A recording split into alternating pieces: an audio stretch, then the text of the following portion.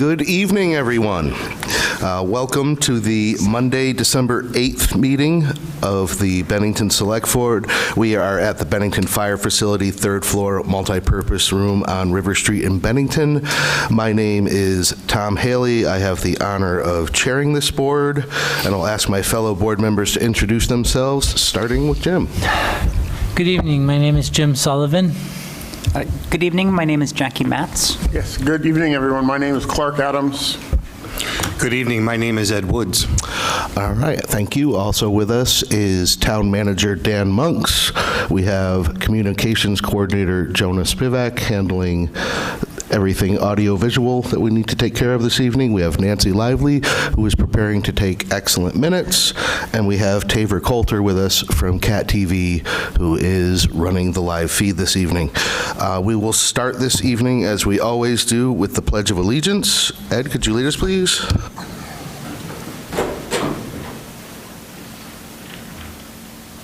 I pledge allegiance to the flag of the United States of America and to the republic for which it stands, one nation, under God, indivisible, with liberty and justice for all. Thank you very much. And Ed, could you please read our vision statement, which guides our work? I can. Bennington is a welcoming, engaged, inclusive, resilient community where everyone, regardless of identity, shares in our vitality and benefits from our outstanding quality of life. Thanks very much. Next up, we have the consent agenda, which consists of the minutes of November 24th, the warrants, and licenses. Purpose of discussion, could I have a motion to accept? So moved. And second? Clark, thank you. Okay, any comments on the minutes, the warrants, or the licenses? Jackie? Yeah, very briefly, on page 4, line 129, my last name is misspelled. There's not an E in it.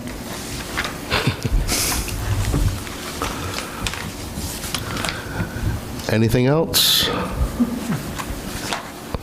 All right, seeing nothing, all those in favor of accepting the consent agenda, please say aye. Aye. Any opposed? And I see no abstentions. Thank you very much. Next up, we have public comment. I'll remind everyone that the public comment period is for the sharing of information that is not on the regular agenda. It is not a time for questions and answers, although if there are any questions that we can cover quickly, we'll do so at the end of the public comment period. So please ask your questions, sit down, and at the end, we'll get to what we can. Please do try to keep your comments to 3 minutes or less. And start off with Will Greer with a legislative update.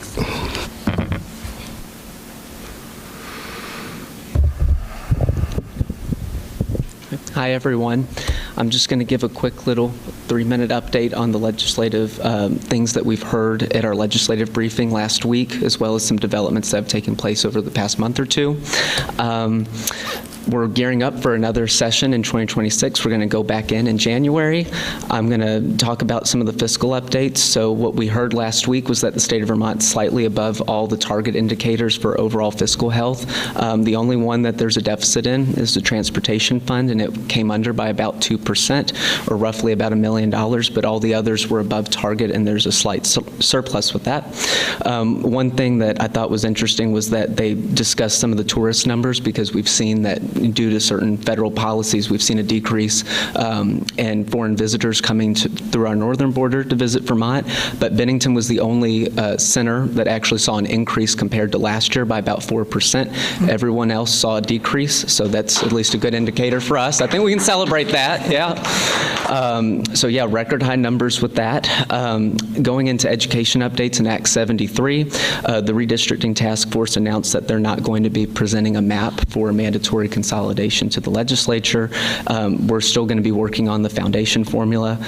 Currently, right now that there's no mandatory mergers, SVSU is poised to see a net positive in financial benefits from a foundation formula if we were to move to that by 2028.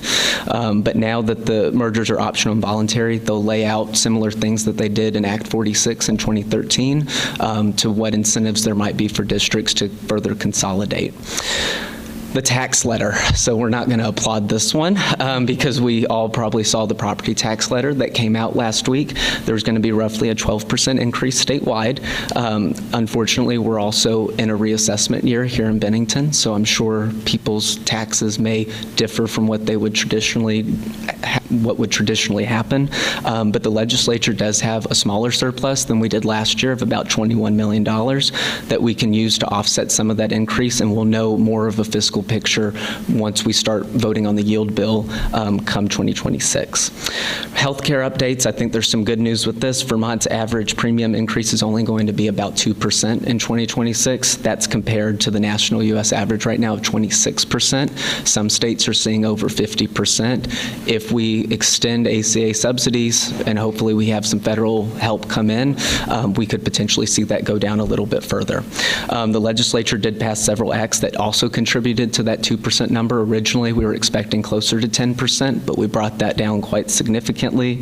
And the Green Mountain Care Board reduced overall expenditure by hospitals and healthcare providers by about $200 million in 26. And there will be further cost reductions moving forward that the legislature hopes to adopt.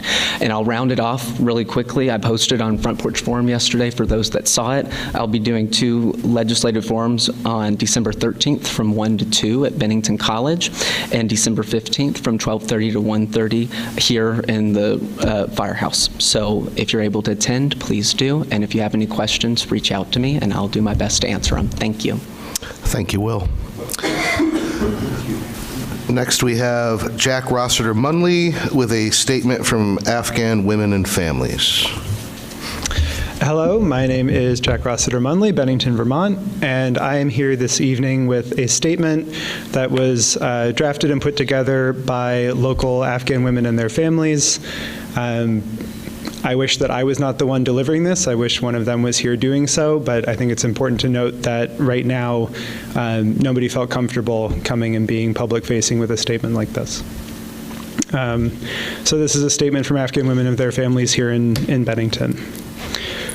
We, the Afghan women and our families living in Bennington, Vermont, are deeply saddened and shocked by the recent shooting incident in Washington, D.C. involving an Afghan man. We strongly condemn this terrible act of violence. His actions do not represent us, our values, or the Afghan community. He acted alone, and we do not support or accept any behavior that harms innocent people. We offer our sincere condolences to the families of the victims. We pray for peace and healing for everyone who is affected. No family should ever face such pain, and we stand with them during this difficult time. Many of us came to the United States because we believe in peace, democracy, and human rights. In Afghanistan, many of us supported the American government and worked beside American partners with honesty and hope for a better future. We left our country because we needed safety, and we trusted that the United States would protect us. We want the American people to know that Afghan women and families here in Bennington, Vermont are peaceful, hardworking, and grateful for the support we have received. Please, do not judge all Afghan people based on the actions of one individual. Violence goes against our values, our culture, and the dreams we have for our children. We ask for continued support from the American government and community. We are committed to living peacefully, contributing to society, and building a safe future for our families. We hope this tragic event will not create fear or misunderstanding about Afghan refugees and immigrants who came here seeking peace and safety. Thank you for listening to our voice. Sincerely, Afghan women and their families of Bennington, Vermont. And I just want to note that that's a statement put together by people who arrived to the United States through a legal federal process and are just working to make their lives here in the United States possible. So as I said, I wish I was not the voice that you heard deliver that, but That is a message that they wanted this board to hear and they wanted the Bennington community to hear. Thanks, Jack. Thank you, Jack. All right, next we have Ken Millman, who is going to inform us on the Riverwalk.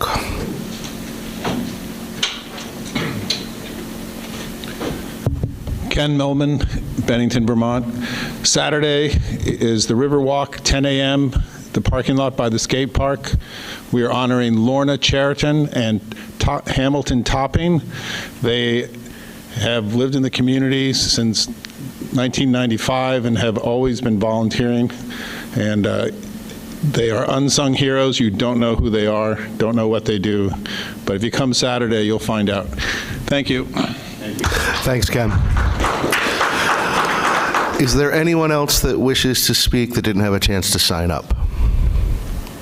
All right, very good. Thank you, everyone.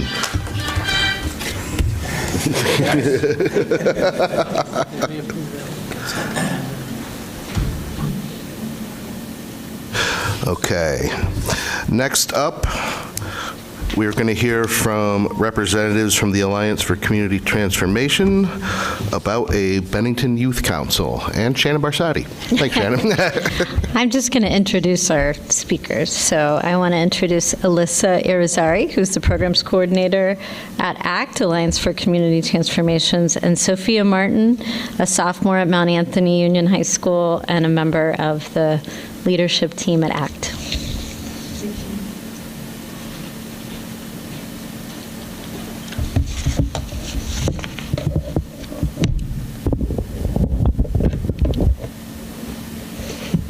See if this works.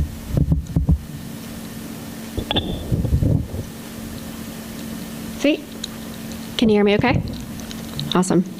Thank you, Shannon. And as she said, I'm Alyssa Irizarry. I'm the programs coordinator with ACT Bennington, and I'm going to share more about the Bennington Youth Council, which is a new partnership between the town and ACT. And if you aren't familiar with ACT Bennington, we're a youth substance use prevention organization that supports Bennington area youth in making healthy choices. We provide health education, empower youth leaders through programming at Mount Anthony Union Middle and High Schools. We facilitate after-school programming, and we host youth events in the community. And we also coordinate a health equity initiative called the Take Care Project, which expands access to period products and hygiene essentials in the Bennington region. Some of you may be familiar with these white period care packages that we have at partner locations around the town. And I'm joined by student and youth leader Sophia, and I'm going to hand things over to her for a moment. Hi, everyone. Like I said, my name is Sophia. I'm a member of Choice, which some of you may remember as the youth leadership group. And I have been involved with ACT for the past 4 years. Choice is a student prevention group at Mount Anthony Union. Our group focuses on 3 main things: youth mental health, substance use prevention, and youth safety. We work to support our classmates and help make our school community healthier and safer for everyone. For the past 3 years, Choice students have come to select board meetings to share what we've seen and what matters to young people in our school. We really appreciate being involved in these conversations. This past June, several Choice members and I presented ideas about how to make Bennington more youth-friendly, including an idea to create a youth advisory board for the town. This group will give students a more official way to bring youth issues, concerns, and ideas directly to town leaders. We believe that this would help make sure young people have a voice in decisions and projects that affect us and the future of our community. Select board members were impressed by this idea, and they brainstormed with ACT to try to make it a reality. There are other communities in Vermont who are finding ways for young people to work with local leaders. For example, Montpelier has a youth committee that gets youth involved in policy making, advocates for issues that matter to young people, and increases youth participation in community activities. Brattleboro has a youth council that focuses on community safety and other opportunities for career shadowing and mentorship. At the state level, the Vermont State Youth Council brings young people together from across Vermont to advise the governor and state legislature or youth-related policies. On this slide, I want to highlight a few points from a letter of support I wrote for creating a youth council in Bennington.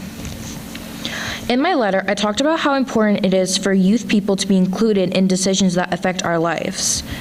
When youth are invited into the conversation, we bring new perspectives and create ideas that adults might not think of or may not realize young people are experiencing.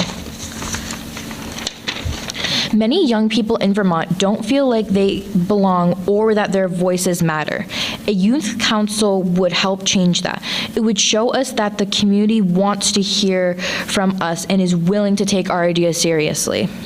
I believe a youth council is necessary for making Bennington a better place, where all youth people feel valued, connected, and a place they want to continue to invest in.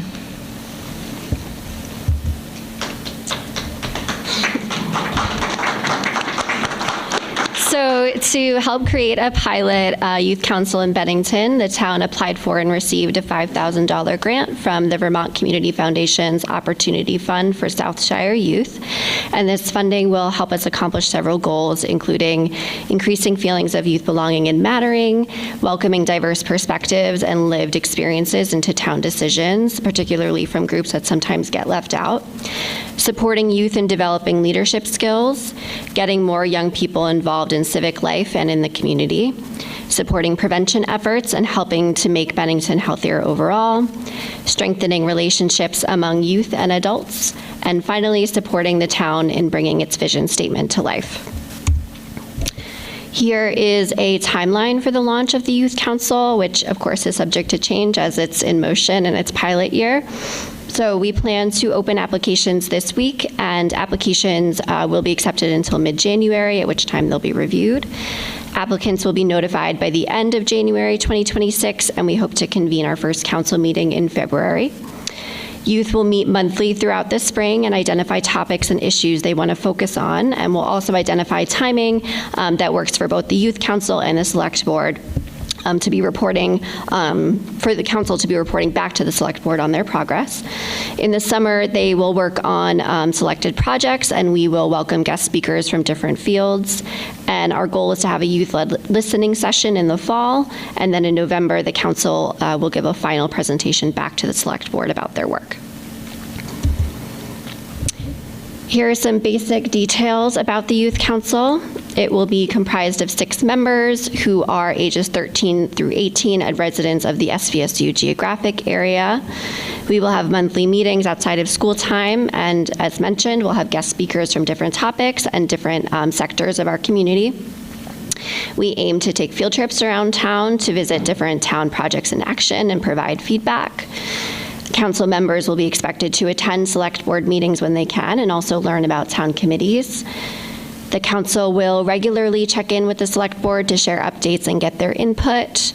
And finally, the low barrier application can be found on ACT's website at actbennington.org. Thank you all, and we also really want to express our gratitude to the Vermont Community Foundation, to Shannon for helping to write the grant, and to the town for helping us bring this youth council to life. We're really excited to get started. Thank you. Thanks very much. And we welcome any questions. I think we were all excited when folks from your organization last came and spoke with us, and as you said in there, Jim and I met with you and Dare and started brainstorming ideas to bring more of the youth voices into the conversation, because I think one main issue you hear about Vermont all the time is that our population is aging, and that we want young people to certainly go out and explore the world, but hopefully come back here and make this their homes for a very long time. And I think this is going to be a great opportunity for us to build the habits that are going to allow them to do that. So I will look to my board. One thing I was considering is if we wanted to mention anything in particular we would like to ask them to discuss amongst themselves and report back on, or any other ideas you might have or questions for them.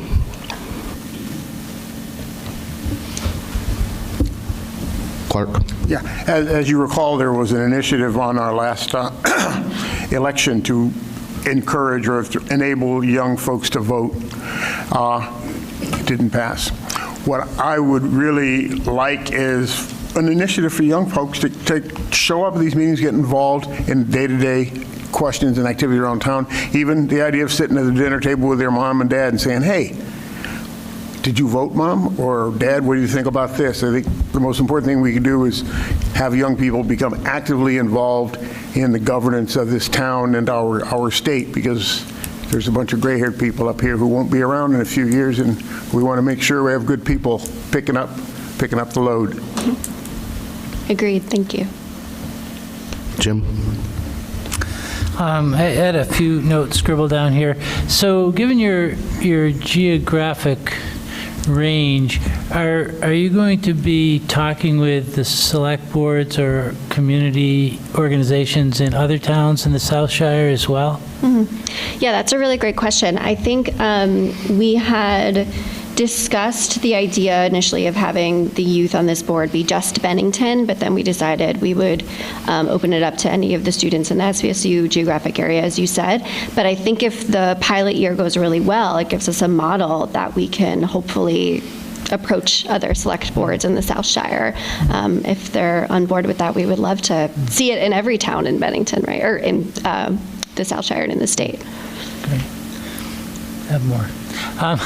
So one thing to what Tom had suggested, if we had ideas about things for you folks to talk about, and this is a big picture one that probably covers everything that you were going to be talking about anyway, but so one of the things that we were talking about with this Economic Development Committee that we are working on is trying to get input from younger members of the community about the things that really make Bennington a good place to live and things that would make Bennington a better place to live, and what are the things that we could do as a community to make it a place where you would like to actually stay and build your career and your life here. So that would be like, top of my list of things to hear from you folks. Great, thank you. Anyone? Jackie? Hi. Hi. This is great. I'm very excited about this, and I think you're absolutely right. We get a different perspective from some of the youth voices on probably a lot of similar challenges that we hear from adults about how to participate in this community, transportation issues, what recreational opportunities they'd like to see, and so I think it'll be great to have sort of another voice in that conversation. I really like the list of goals that you had put up, very sort of inclusive and holistic.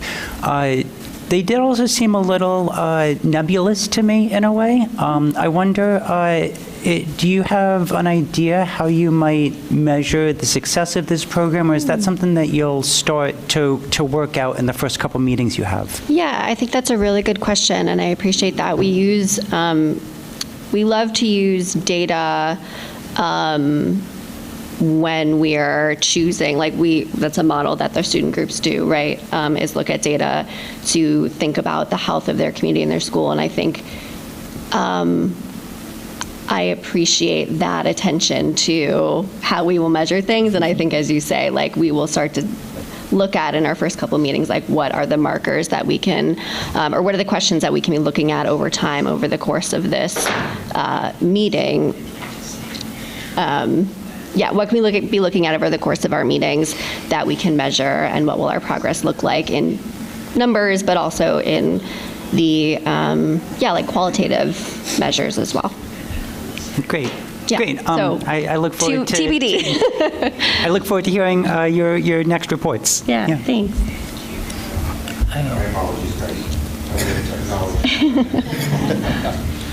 Well, Ed's dealing with his technology problem. Jim had another thought, I think. We need some youth to help us with those things. I know, there's probably a young person in the room who can help with that. I like the timeline, the process that you folks laid out, and you're reporting back to the select board. I just wanted to, and I think it's really important that your youth council be, independent, do your own thing, do your own thinking, without undue influence, from the board. But I did want to offer that if it would be helpful to have a select board member, attend a meeting at some point during the process to just kind of keep the connection going and, pass any information back and forth to, reach out and let us know. Yeah, absolutely. We want to be in that back and forth, as you say, and I think whatever works, if people want to rotate or you know what I mean, it'll be an evening meeting and we will meet monthly. And our goal, as I mentioned, is also for members to be attending these meetings. So if there are conversations or ways that they can be reporting out during public comment or getting those skills and practicing those skills. But absolutely, we will welcome your participation as much as you want to be involved. Anything else from the board? All right. We have a fairly full house tonight. We're about halfway there. Is there anything from the community? All right. Very good. Well, thank you so much. Thank you. We look forward to hearing your progress as it develops.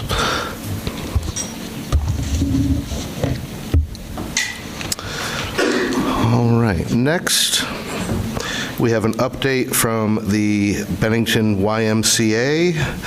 It says here is led by Kristen Bianchi and Kayla Becker.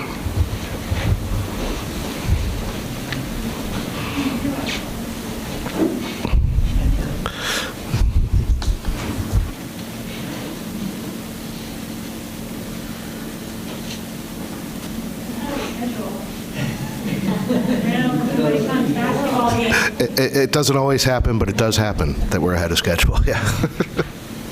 If you want, you can use this clicker to go front and back. If there's any problems, just point it in. Christian's kicking it off. You want the clicker thing? Sure. I'll sit next to that when we're ready. All right, okay. Christian's new here, so I can intro. Hi, for those of you who don't know me, I will introduce myself. I'm Kayla. I'm pretty frequent here. Kayla Becker. I'm currently the regional director of the Berkshire Family Y in Bennington. And Christian Bianchi is the CEO. What is it, a year and a half? Yeah, almost 2 years. Almost 2 years. I think your first time at the select board, and I think he's going to start things. And then Taylor McGuire is the Bennington director here. And yeah, we're excited to be back. Thank you. Thank you, Kayla. These two do a wonderful job. Definitely want to start off by saying that. Good evening to the select board, residents from the town of Bennington and maybe other parts of southern Vermont. Thank you for having the Y here tonight to go over what I would say is current and long-term vision, as well as what we're doing currently in the community. I just want to start off by saying we're very proud of the product that we're putting out there in Bennington and southern Vermont right now, and look forward to continuing to push the envelope on what is possible from a YMCA in any community that we serve, but especially Bennington and southern Vermont counties. We'll start off with a slide. We tend to start a lot of our meetings with a story of impact. Treat this one no different than that, but this is a story out of our Bennington branch. Child's name is Tanner. He has Down syndrome. His parents have been utilizing our programs and services, school-age programming, and camp. And Tanner has had such a positive experience from our staff in Bennington, Vermont, that they continue to have him sign up for programs and make him feel welcomed and part of the community. This is something that we really think of ourselves as a community resource for anybody and everybody. Creating equitable opportunities for all is one of our main priorities and core values as a YMCA. Tanner's no different. And our staff in Bennington put a lot of emphasis on ensuring that he's had a wonderful experience, and that's what's allowed him and his family to continue to keep coming back. And it's a testament to the work that we're doing in the community. And so I just wanted to start with that story of impact. It's a very happy one, and again, we'll get into more of this in a second, but we're going to be looking to do more of this in the community.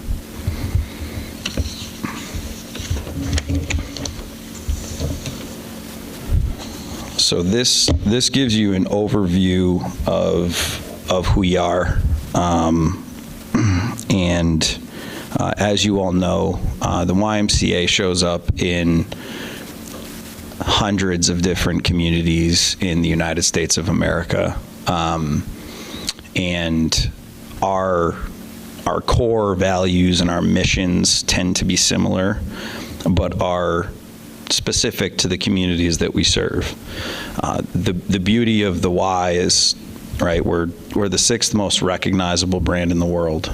And, for all of you that don't know, the way that Y USA and Y National works is they have a national office, and it's comprised of a CEO. Her name is Susan McCormick, as well as what you would see from a typical leadership team. We pay dues locally in each state, Massachusetts, Vermont for us, and that allows us to utilize their branding to put together programs and services that can benefit a community. There's alliances as a part of each state which argue on our behalf at legislatively in order to help with any legislative action that might be happening in that time. So we have a long history, right? A history rooted in goodness is what I would say. That sort of guides who we are locally. The mission that we have, I'm sure several of you have heard this before, since it was invented at Springfield College, but it's to put caring, honesty, respect, and responsibility into programs that build healthy mind, body, and spirit for all, which I definitely think we're accomplishing well here. Our vision, which we just discussed in our strategic plan, which I will get to in a second, but it's to improve lives across Berkshire and Bennington counties by building strong relationships and closing opportunity gaps. Tanner is a shining example of our ability to close those opportunity gaps and help an individual build strong relationships. I'll get to the importance of that in a second. And our values define our culture. So the values that the YMCA movement is rooted in, empathy, respect, kindness, decency, all of those things, that's what guides our mission daily. So building good relationships and closing opportunity gaps. Why is that important? So Harvard did, for all of you that are not necessarily aware of this, Harvard did a 100-year study.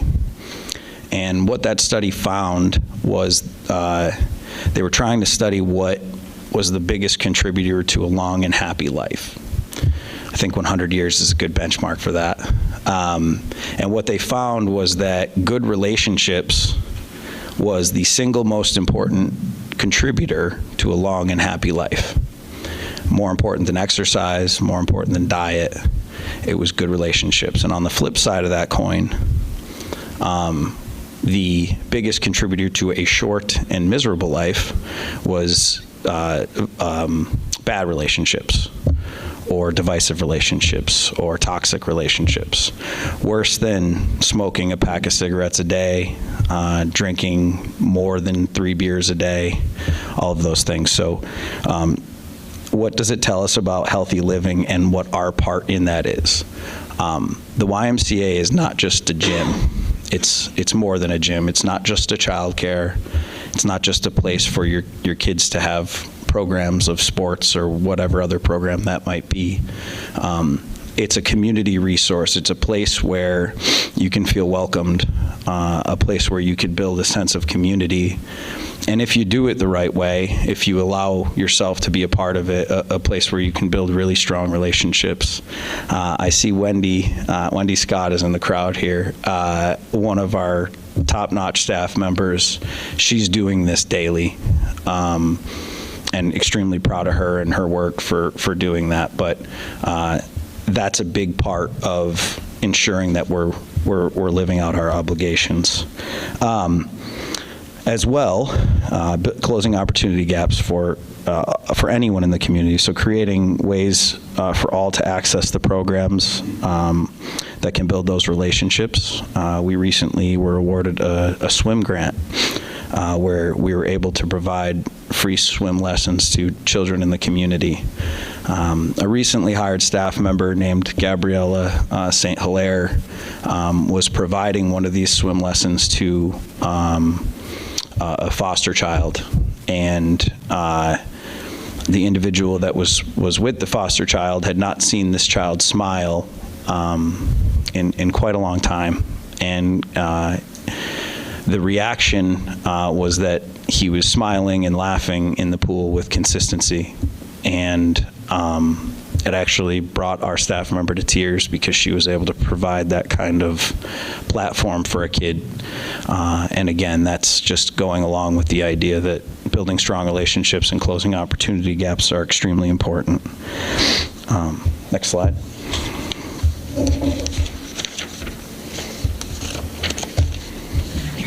It's all good. Is this right? No, it's all right. New strategic plan agenda. We can keep Bill on here though, because he's an important part of it. So expansion. Our mantra in 2025 was growth. Ben High and recently announced Ben High project was a huge part of that for us. We're extremely excited about the completion of that project, and we are currently scaling up to ensure that we are going to be successful when that building is complete in the end of 2026. We've been working with Shannon and Dan on recently on ensuring our success when that project is complete. We've actually recently began a child care where currently 3 children are in it, and we're 5 now. We're looking for growth. We're continuing to look for growth in that area, but these are sort of the 3 highlights of the next strategic plan. So financial sustainability is the next one. A lot of you know what that means, but one thing we are looking at is how we can grow our endowment to ensure that our programs and services are more easily funded in a given year. And then services adapting to new realities. That's an important one, and one I discussed with a staff member today, actually. Mental health, substance use disorder on the rise and continuing to rise in all of our communities that we serve. Several individuals with disabilities in our communities that don't have a place to go and be part of something bigger. And so we're adapting and strategizing on how we can impact and help those people out. Next slide. Oh, got it. Very excited about this. For those of you who know Bill, I have only been able to speak with him a few times, but amazing individual that we're extremely excited to have on our board of directors. He is the executive director of BCRC. He's the newest addition to our board, and he is the first board member from Bennington that we've had. So very excited to announce that. It solidifies our continued effort to be a huge part of this community. But he's the first. He won't be the last. We're looking to add 2, potentially 3 more board members from the area that will help continue to, again, solidify our position in this community. So very excited to have Bill aboard. Bill, thank you for stepping up. So next, I'm going to pass it off to these wonderful people, and you'll hear about the great things we're doing. Thank you. Thank you, Christian. So just kind of some highlights from our year so far. It's almost over, a couple more weeks, but flashing back to summer, now that it's freezing outside, I really want to go back. Some photos, we always like to kind of load up on photos. That's what you guys want to see anyway. We had some great field trips again this year, got kids out into the community. We partnered with local restaurants like Avocado Pit so the kids could kind of see the way you make food. They did some like prep. I don't think it was used, but they did some prep for themselves. I got to eat on the lawn, did that kind of thing. Saw the fire department, they were here. But we were really proud this year of our successful CIT and team leadership program. This summer we had, counselor and training program with 8 middle schoolers who were with us all summer, and they did a great job. That program we've been trying to grow and get kind of that age group involved for the past few years, and it was the most successful summer yet, so we were excited about that. We maintained 3 campsites, so one at the rec center, the Gate Street location, the School Street, and then in Arlington at the Recreation Park. We continued our relationship with SVSU and helped with their summer recovery program. We actually saw the highest enrollment after summer school with those kids this summer, much higher attendance than we've seen in the past, which was great to see. The reward for going to summer recovery was coming to the Y, and definitely worked getting those kids kind of to school in the mornings. So that was kind of our summer.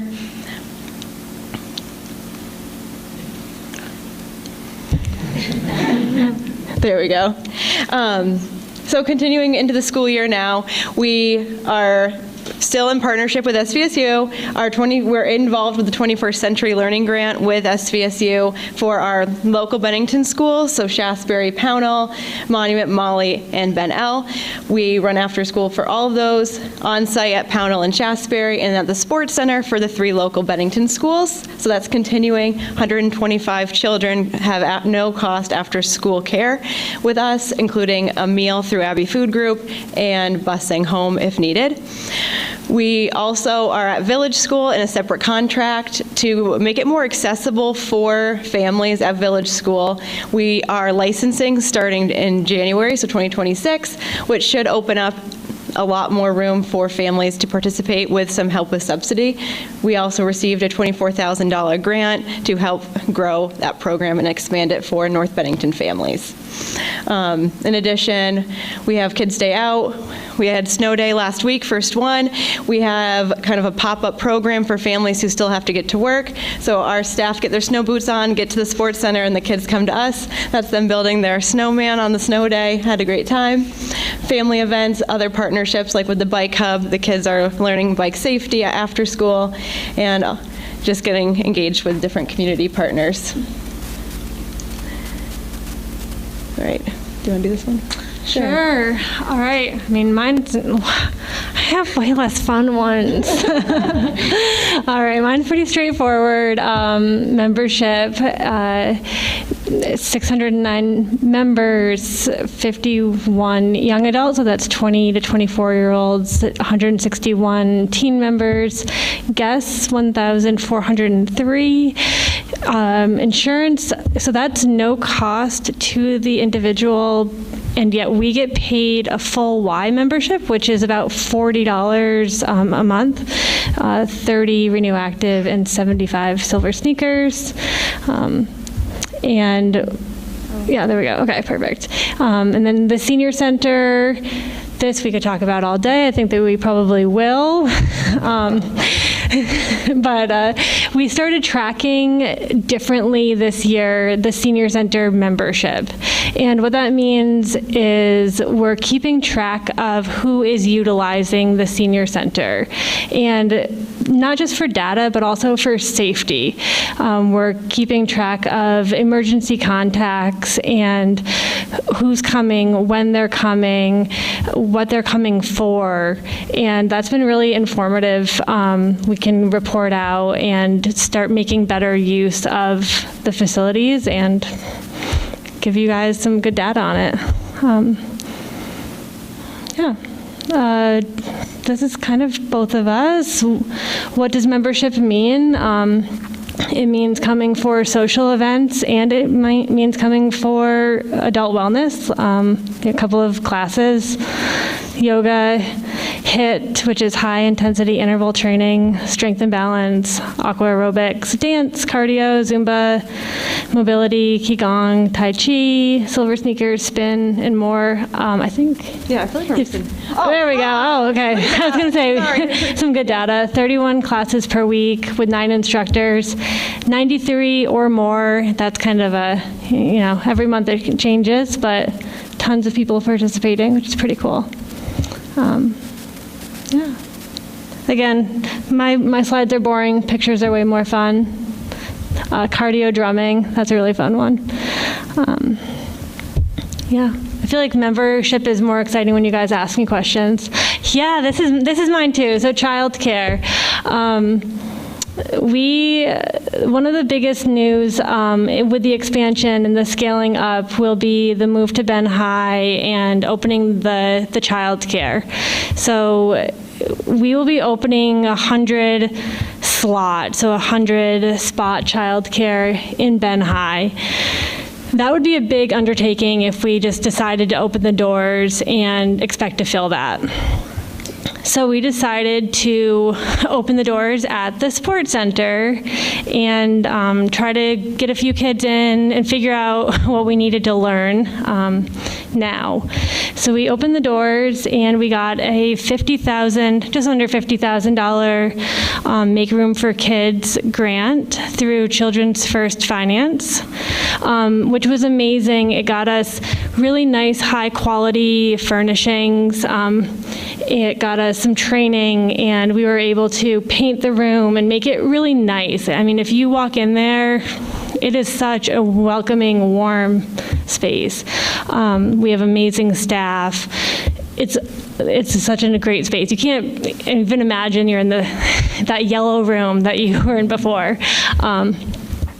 And so right now, like I mentioned, we have 5 kiddos. We're licensed for children from 6 weeks to 35 months. All of the kids right now are 8 weeks to 18 months. Oh, there's a 2-year-old. Yeah. There's a 2-year-old. She's so fun. But we're licensed for 12. We're planning to expand to up to 27 by the time we get to Ben High. And yeah, I am interested in pursuing another grant in January for about the same, to get some more materials and help us scale up before we move to Ben High. Yeah, there you go. Mm-hmm. Did it. All right. Any questions? Sorry, I was making a note. All right, thanks. That was a very informative presentation. I'll open it up to questions from the Select Board first. Jackie? Wonderful. You're right, the pictures were the best part. Right. No, it's great to see those, and it's great to see everything that the Berkshire YMCA is doing in this community. I'm so grateful to have your presence here. One of the early slides, you mentioned that part of the Y's sort of mission was to foster belonging, and it made me wonder if you've seen increased membership or engagement from members of Bennington's immigrant refugee community? Yes, so for a little while in the beginning, we did have a refugee scholarship fund which provided no cost memberships and actually some assistance with language barriers and things. I haven't seen that lately, but I do know that for a little while that did exist. We do have the Y does have a scholarship fund that does exist and would welcome anyone to apply at any time. I personally haven't seen any refugees or new Americans utilize that recently, but perhaps I could make connection with someone to make sure that they know about it. Great. Yeah. Great. And then I also noticed in some of your numbers, we heard, I think, a good bit about the youth focus and childcare and a bit about the senior center. The young adult population looked like it was maybe lagging behind a little bit. Have there been any sort of collaborations with young professionals or other groups around town like that? Yeah, moving into the new year, that's kind of our group that we're going to try to target next. For a while, it was our teen population. We felt we didn't have like that middle school grouping. We actually have a huge increase in that age group, so now we're trying to move towards that kind of 24 to 40 age group who might not be utilizing unless it's for their kids. So we are working on that. We are trying to add in more family-friendly, like parent-friendly options, like having child watch during fitness classes or gym time to encourage that age group to start participating a little bit more. So we do have plans to expand that. Great, you're ahead of it.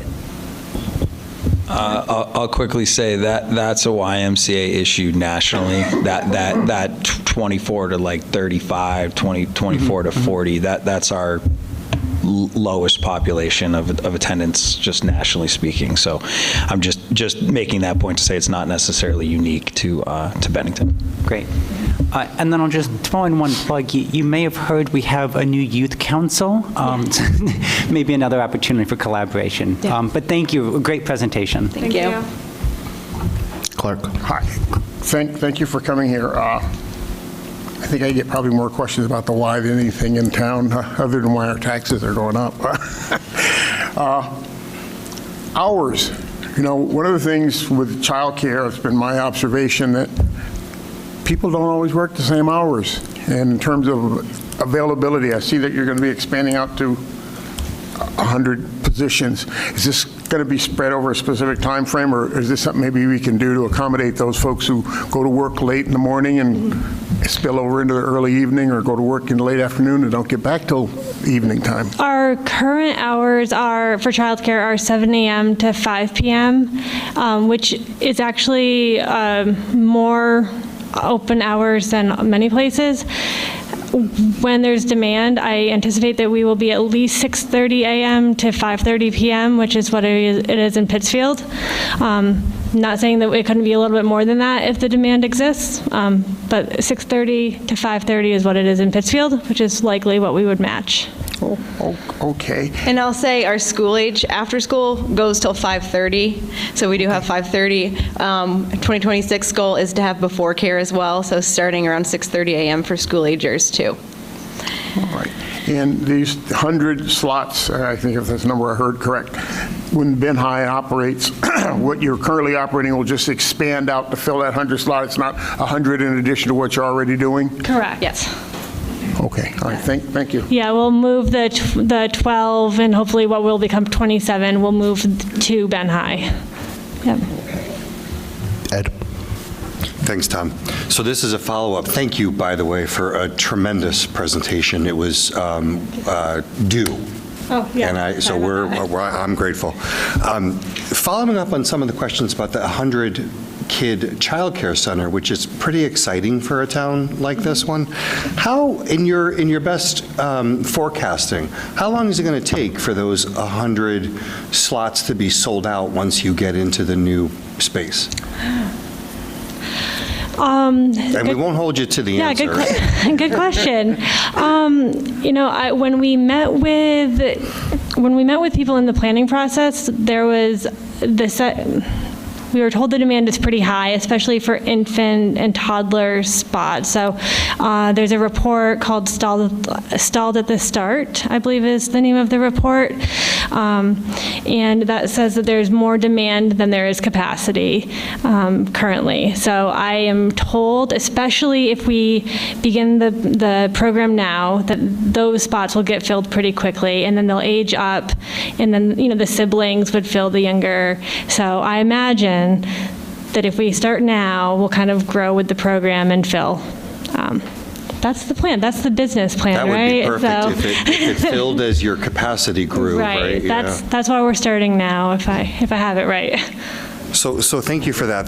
Following that, this is good timing. I think you said the max age is 35 months. What happens to a child? That's with the license that we currently have. You can license for the pre-K age group afterwards, which is the goal for us as well. We'll do it at Ben High. Yes. Gotcha. I'm currently the director of the child care. That is not my forever plan. I am looking for a very interested child care director. If anyone's interested, email me. Thank you. So you're going to close that age gap as you get. Yes, absolutely. I just don't plan on being the one to be the director at that time. Got it. I was wondering what we were going to do with all the 35-month-olds. Oh, yes. No, we'll just be out of the sports center at that time. So my last comment is not meant to be a dig to Bennington or to the Y. When you were talking about name recognition and how important that is, and I love the statistic. I'm a stats guy, and to know that it's the fourth most or sixth most known brand, that's pretty huge. I wonder if that doesn't come with a little bit of a negative connotation in a small town like Bennington where there's real pride of ownership. So I would just encourage you to look at that. Use the branding everywhere, of course, because its benefits are, all the resources that come behind it, but a localized version of that conversation might open doors for us faster. So thank you. Just a follow-up question. With Ed's thing, the infant or toddler ratio for your staffing, are you having difficulties finding skilled and qualified folks to staff your child care facilities? No, it's one of the things that we're the proudest of. I would say Taylor and I are the proudest that we are almost always overstaffed, knocking on all the wood we have. We have amazing staff, and we have not had staffing. Because no pilfering from the other community resources in town. I mean, they're amazing staff, and we're really proud of them, and yeah.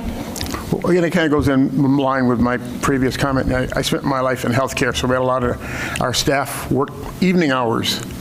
And if you're having, really good staffing levels, maybe that's something you want to look at down the road, that maybe you could offer extended care into the evenings for those folks who do work those evening shifts. Well, I'll actually say that the child care opened up for current staff a new opportunity. Almost everyone in our child care right now who's working started as a high school student with us as a camp counselor, or were part-time at membership, or things like that. So it just opened up more doors for them that they didn't know were going to happen when they first applied, which is really kind of cool. Yeah. No, I mean, that's great. Again, from my healthcare experience, a lot of the nurses and technicians I work with were always calling out because they had somebody to watch a child. So, with some of the changes in town here, I think the availability of evening child care would be a great benefit to our working people here in town. Anyone else? All right, then I'll open it up to the public. All right, here we go. Come on up.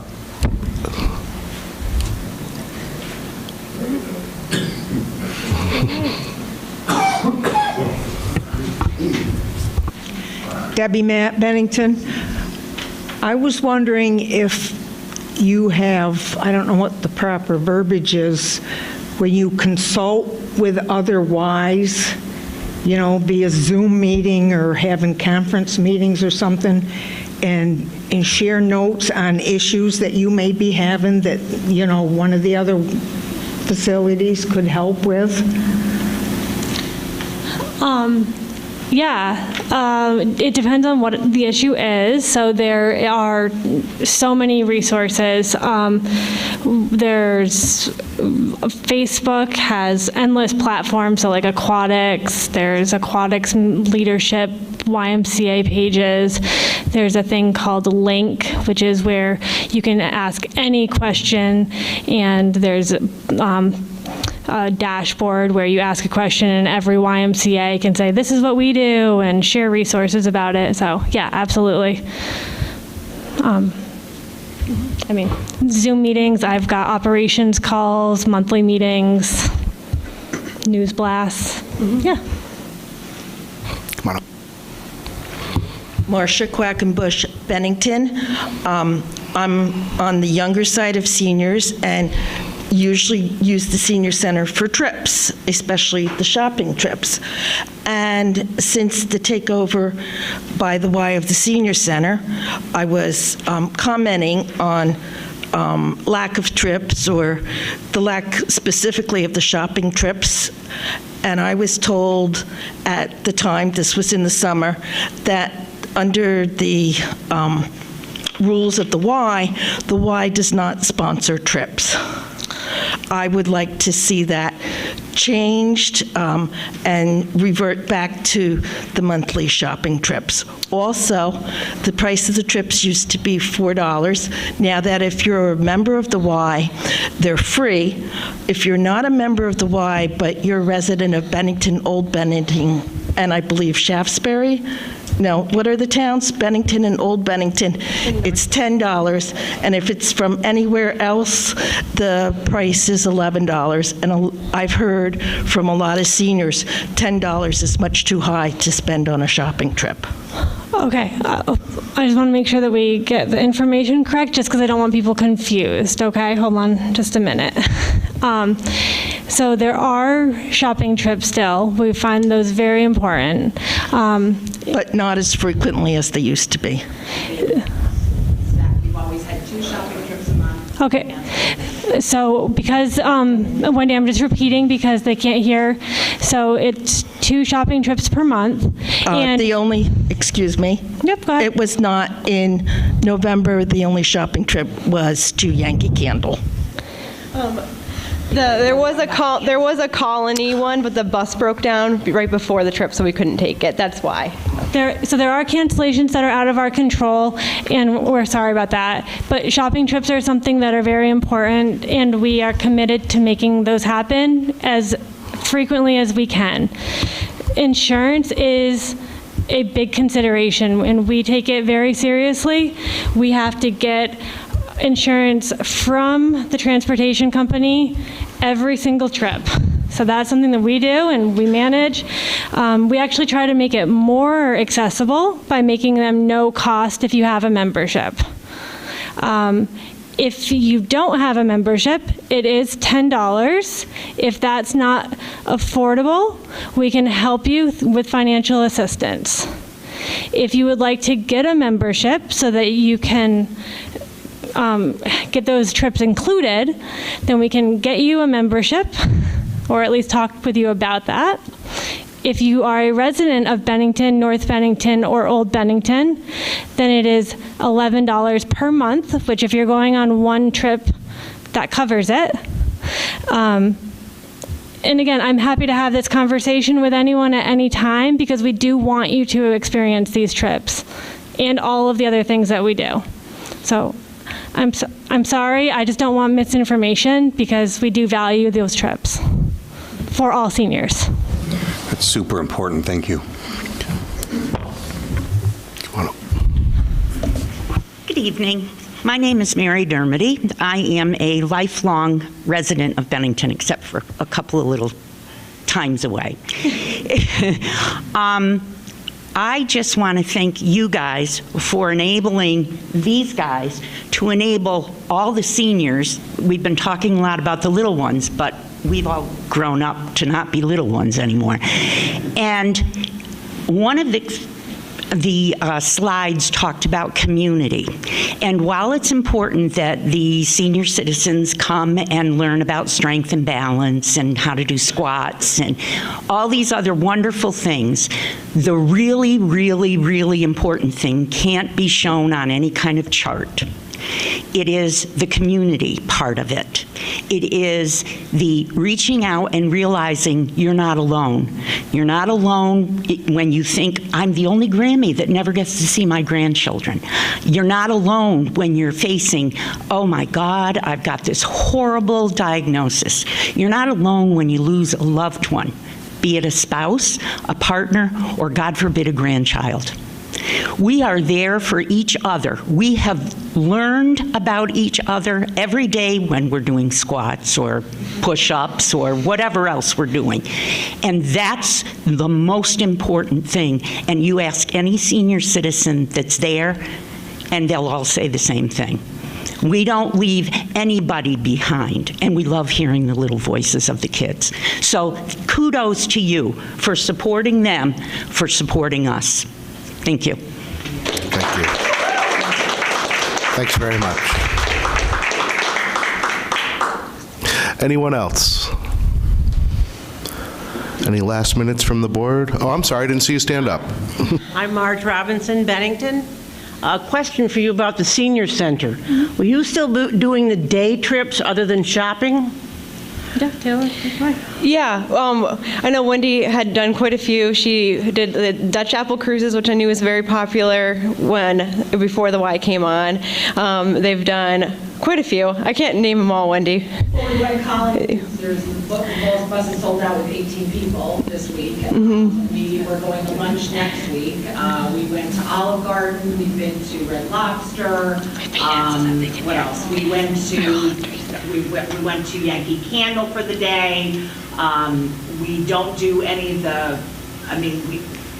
What you have to understand with the bus with our. Oh, Marge, are you talking about overnighters? Pardon? Are you talking about the overnight trips? No, I'm there's a group going to the Rockettes. There's a group, many that go to Proctor's. Some groups, something like that for a day trip. And then I think we'll really miss the overnight trips. They're always very popular. Yeah, and I know the overnight trips, that's one thing that we're still kind of working through with insurance. It's just a different liability than just a day trip.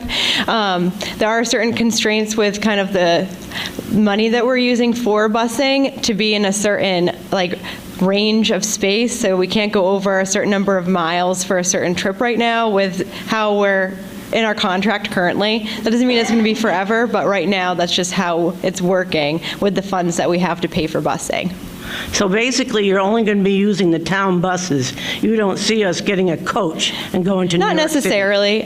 It's just where our funds are right now. That's kind of the confines of them, but it doesn't mean that's going to be forever. And we can look into, I know Wendy really wants to also do them. She is the one, she's been asking and asking, so we are working on trying to do that. But aren't these trips, as far as the, let's say a coach bus, don't the people that go pay for that? Yes, they do.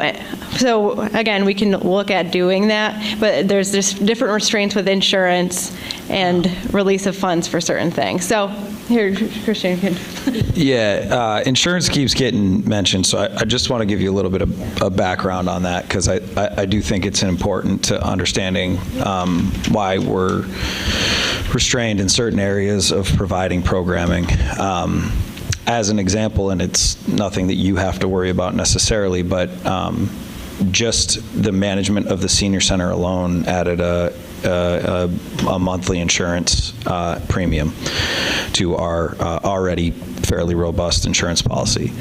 YMCAs across America right now are having a really hard time getting insured. The Y is actually considering going the self-insured option. Drownings are up in America quite significantly.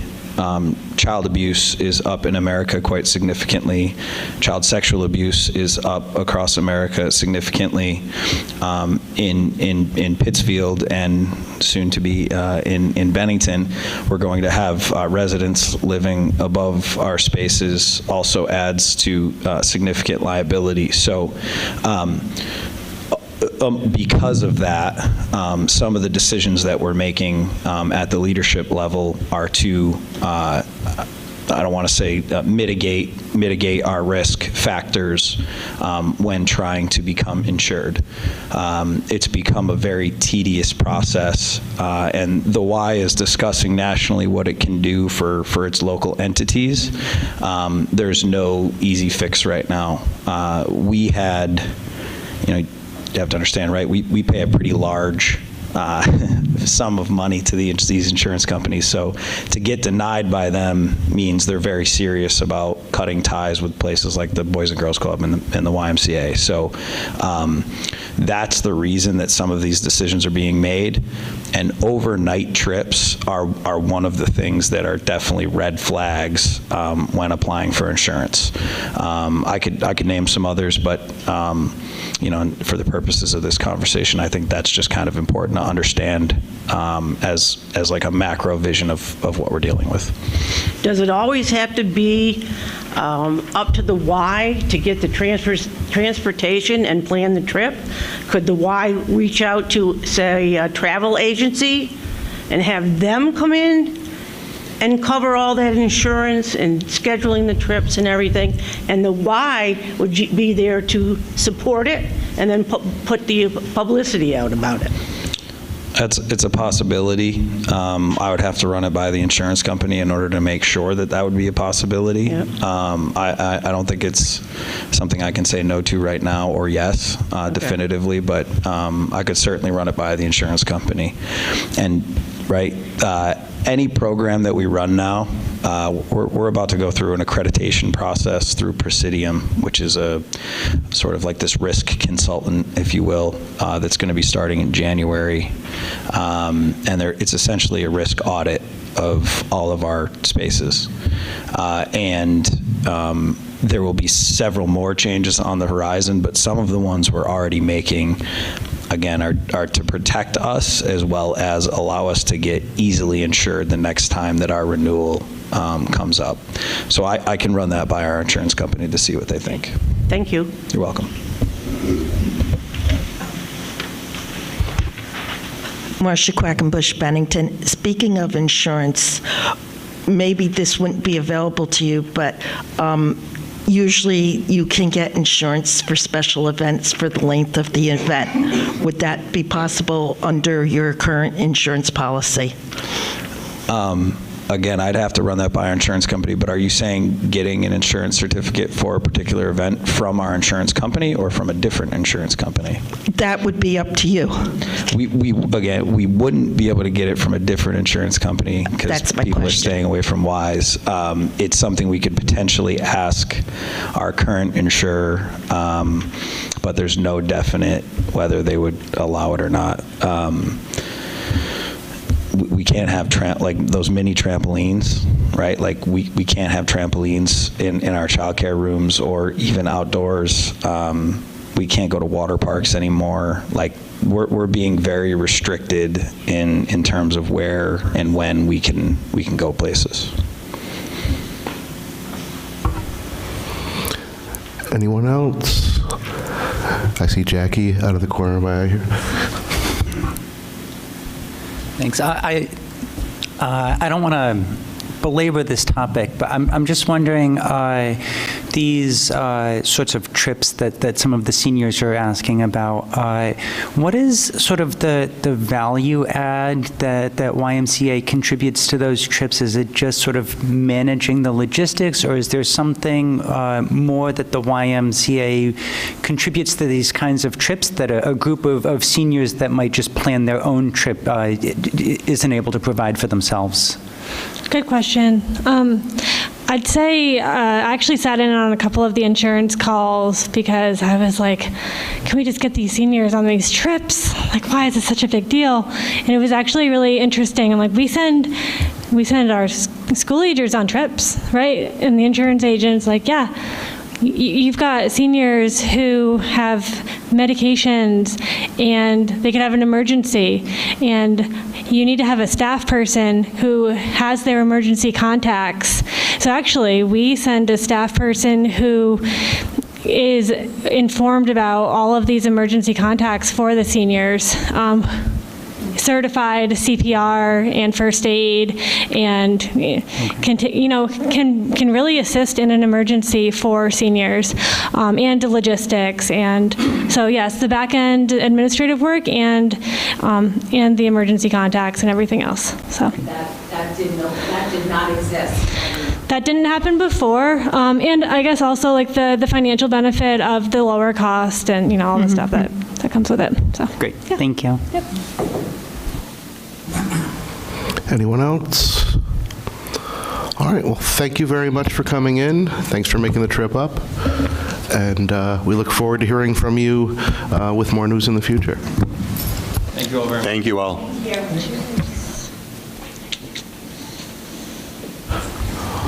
All right, next up, wastewater treatment facility and sand filter upgrade. That's a lot.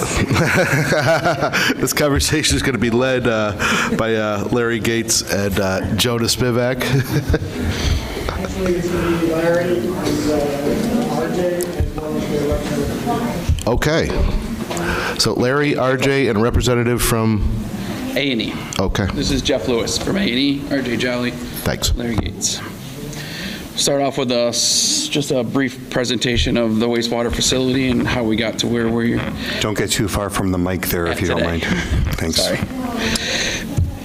So the Bennington wastewater treatment facility was originally constructed in 1960, upgraded in 1985 with further upgrades completed in 93 and 2018. The wastewater treatment facility is operated under direct discharge permit number 3-1261 with a permitted flow of 5.1 million gallons a day. The Bennington wastewater treatment facility treats about 1.5 billion gallons of water each year. Water, this is the image of the mechanical screening. That's what takes out all the non-flushable wipes and the rags. Water enters the facility and passes through the mechanically cleaned fine screen for removal of larger inorganic material, rags. Flow continues to an in-plant pump station where it is lifted to two primary clarifiers.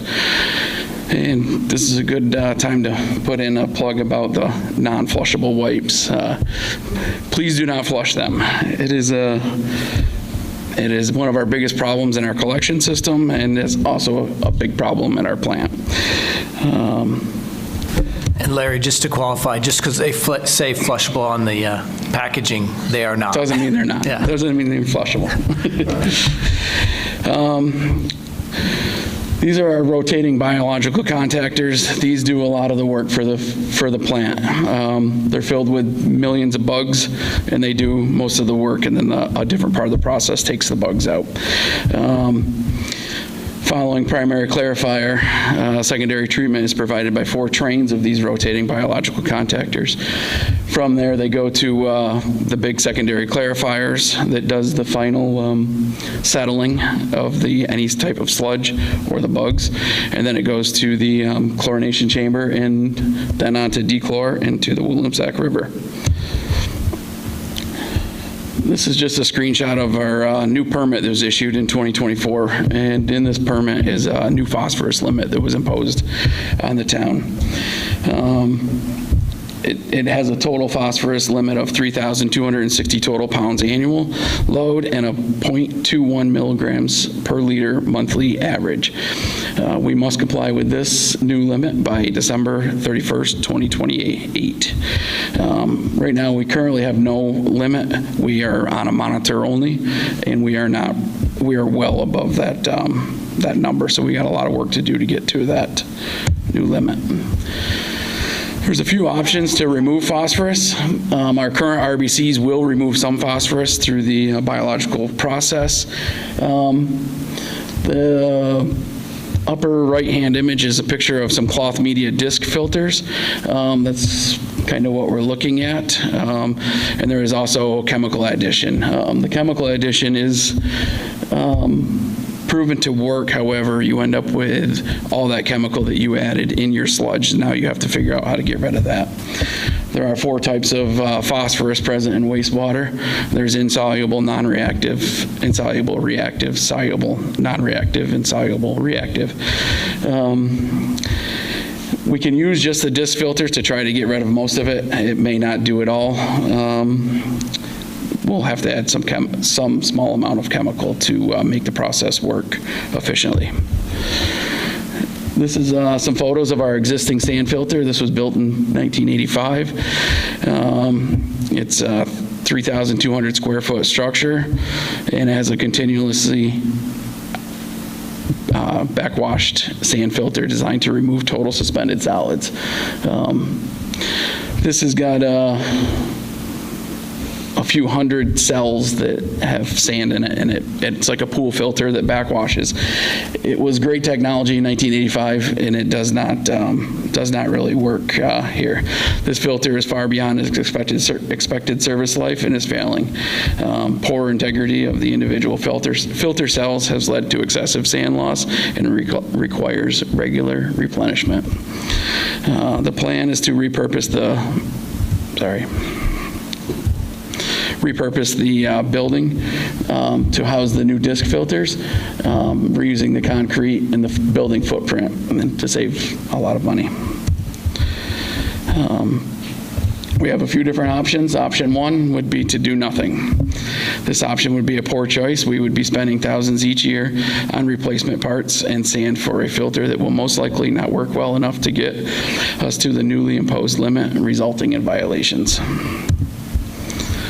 Options 2 would be to upgrade the existing sand filter. For this option, the existing sand filter would be rehabilitated and replaced. The existing 110-foot long structure, 16 feet wide filter system and traveling bridge would be removed from service and rehabilitated. This option provides no level of redundancy. If major components require servicing of the filter, must be taken offline. This is also older technology. That means sinking millions into old technology that may remove enough phosphorus to keep us below the limit, but it also may not.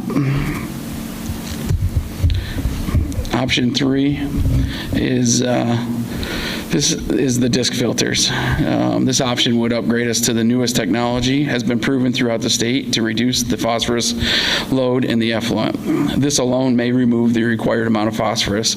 Chemical addition may be required. For this option, the interior of the sand filter would be reconfigured to house a disc filtration system. During maintenance procedures, the entire disc filter is taken out of service. Therefore, multiple disc filters are provided. This arrangement will ensure an increased level of redundancy over option number 2.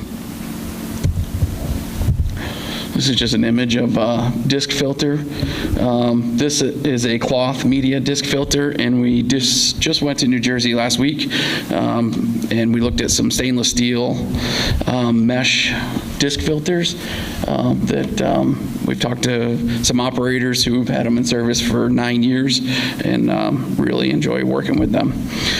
After looking at different options, the disc filter system is our best option to use in the upgrade of our sand filter. The disc filter allows us to reuse the building's current footprint and save thousands on excavation and concrete. Some cost. Option 1 has a high repair cost, plus future permit violation, fines, and eventual loss of permit if we don't comply. Option 2 is around $2.8 million, plus most likely violation and fines. And option 3 is around $4.4 million for construction cost. As I said before, option 1 really is not an option. And option 2 means sinking millions into old technology. And option 3, this option would bring our facility up to date with the latest technology and service well into the future. Possible revenue sources. No matter what road we go, a bond vote will be required.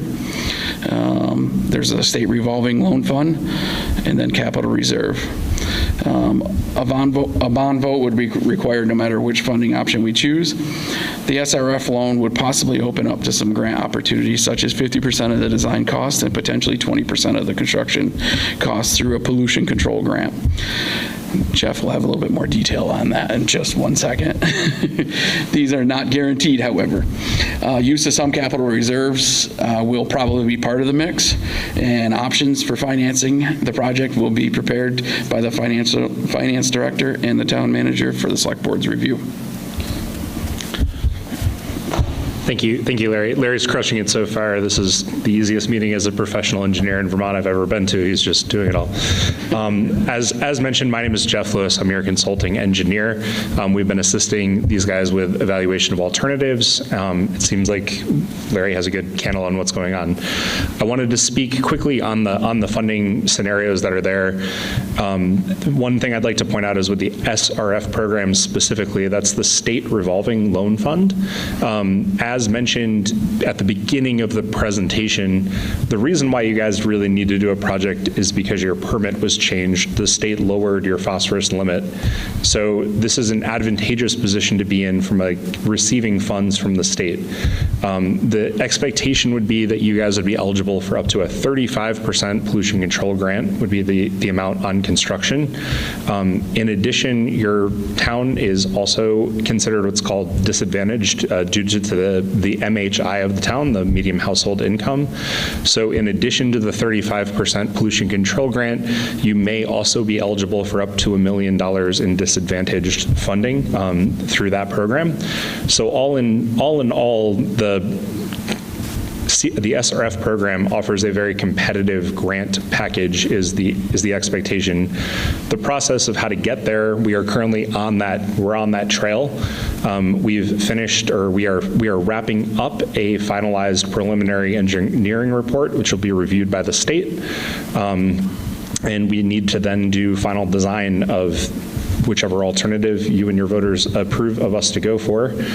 The final design, funding that through the SRF program, it is reviewed by the state kind of hand in hand and offers, as Larry indicated, a 50% subsidy on the final design services. So the SRF program is a wonderful way to finance this project. There's a decent amount of money that would be available to the town to pursue this project. Another opportunity or another option for the town to consider is the USDA Rural Development Program.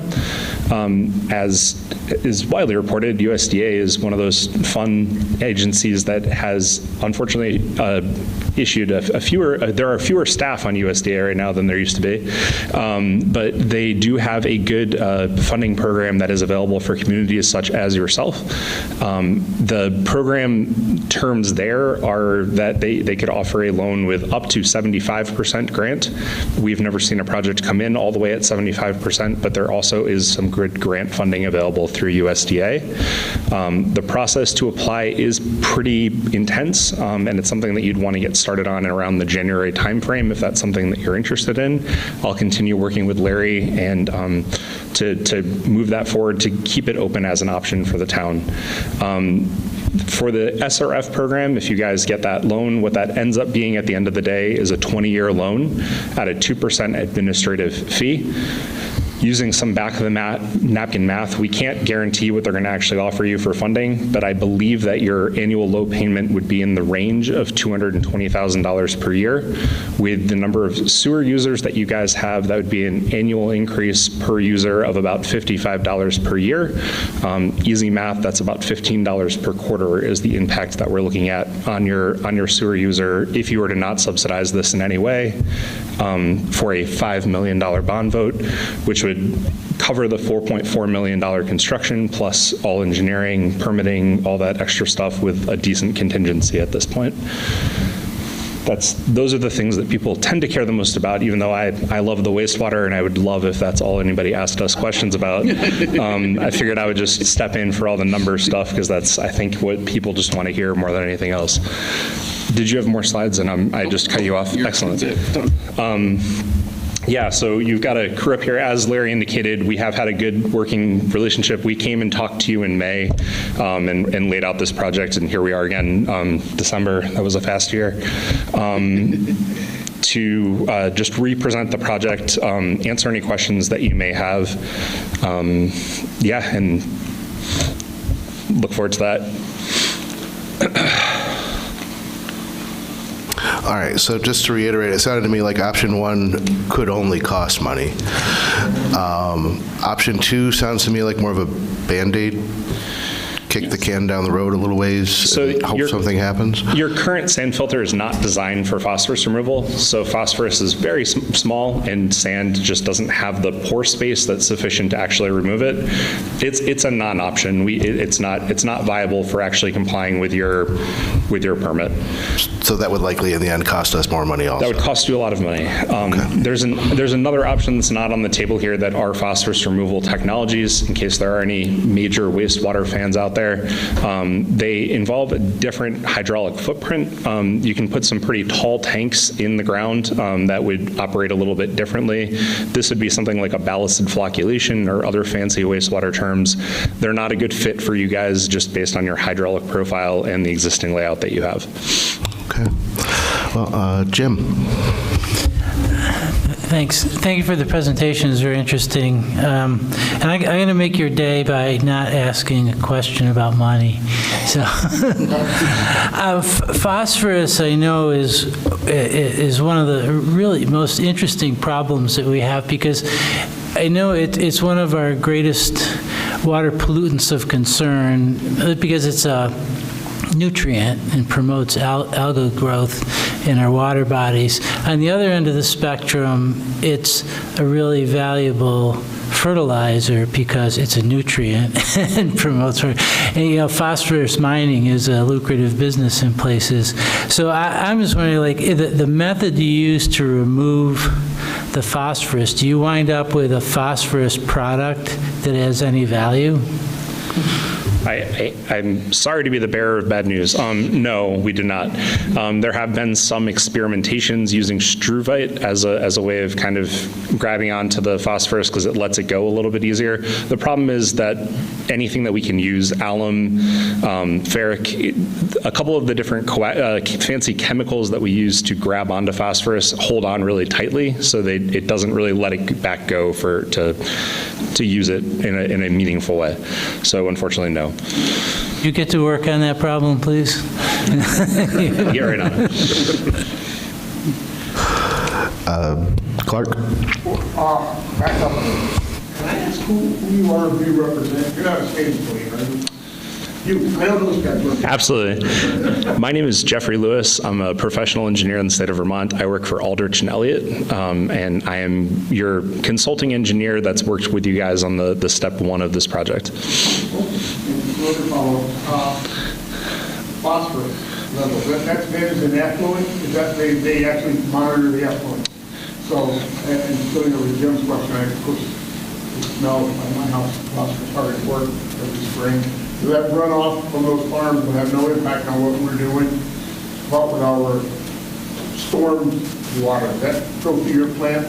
No, it does not. Impact on it, okay. And within the license, we are currently within our license or not? We are. We are. And when do you think we won't be? Or is Our new permit phosphorus limit goes into effect December of 2028. That's when, if we don't do anything right now, we won't be in compliance at that point. We have to have 6-month progress reports. I report to the state every 6 months of where we're at. So just basically usually an email of what we've done so far and what we're looking at. We will not be able to meet that limit without doing something. So in the perfect world, when do you want us to tell you to do number 2? So in a perfect world, what we would like to do is we'd like to conduct a bond vote for this project in March coming up here. So that way the voters have a chance to review the proposed project, have a vote on it. If things do not go well through the bond vote process, if we don't do a good job of explaining why it is that we're trying to do what we do, then you as a town would have another bite at the apple in November to potentially do something. At the end of the day, you have a permitted change that's coming up. The state has told you that you must remove phosphorus, and you're currently not. So a project will need to be done for permit compliance. If we have an alternative way of doing, there's not really another great alternative to do it. There are some. It would be good to just give people a chance to absorb this information and ask any questions that they have starting now to March. we have the other communities who have addressed this problem, and we can hold up as role models and figures how they addressed it? Yeah. Yes, so the city of St. Albans had a very similar permitted limit, a very similar issue. They completed their project as part of an overall wastewater treatment facility refurbishment project. That total project cost was back in 2019, and I'm forgetting the number. My recollection of that number is that the total project cost was around $16 million. The town of Heinsberg had a new nutrient limit. They also had a nitrogen limit that went in. They had to replace their entire wastewater treatment facility in order to comply with these limits. They were also in the $16 to $17 million range, if I recall correctly. The City of Essex Junction completed a very similar upgrade. They used a cloth media disc filter. They also did the project as part of an overall upgrade. That number I don't remember off the top of my head, but it was also above 10 million for sure. I'm pointing to projects that are large, like your town's wastewater treatment facility is, and also incorporated phosphorus removal. What's unique about the town of Bennington is that you have been proactive in addressing a lot of your age-related needs to date. So you really just have the phosphorus need at this time. There are other things. There's one other small project on the site that we're hoping to sneak into this project, and by sneak in, I mean creatively do while we have a contractor on site. These guys need to control flow around the facility, and we're hoping to replace a couple of gate valves and basically flow control structures as part of the work. I can think a little bit further if there was a just phosphorus-related project that we've done. I can think of some facilities that are significantly smaller than your town that were in the $3 to $4 million range, but it's not a really good apples-to-apples comparison compared to the size of your facility. So what I'm interested in how we can go to people in Bennington, show them, here's where we're at, here's where we're going to be if we don't act. We're going to sell this on. Can I just add to that a question? So you mentioned some potential funding sources like state water quality money, USDA money.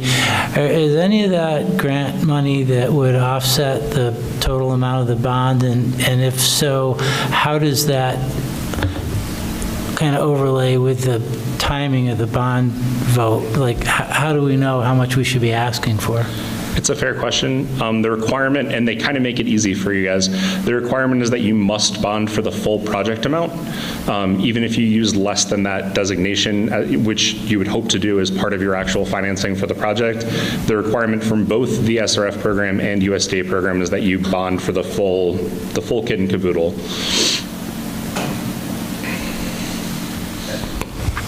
Just a couple of things. First of all, thank you for the detail. I know that it was probably, you were worried that it was dry material, not really dry, you know what I mean, messy, detailed, but I think it was important so that we can understand. The two things that I'm imagining the public are trying to gather from you guys tonight is, watch what you flush. I think you need us to hear that. And then $15 a quarter, worst case scenario. Did I understand that correctly? That's my current projection. So I ran the number based on you guys receiving no money for disadvantaged and a 30% grant, I believe is what that number shakes out to.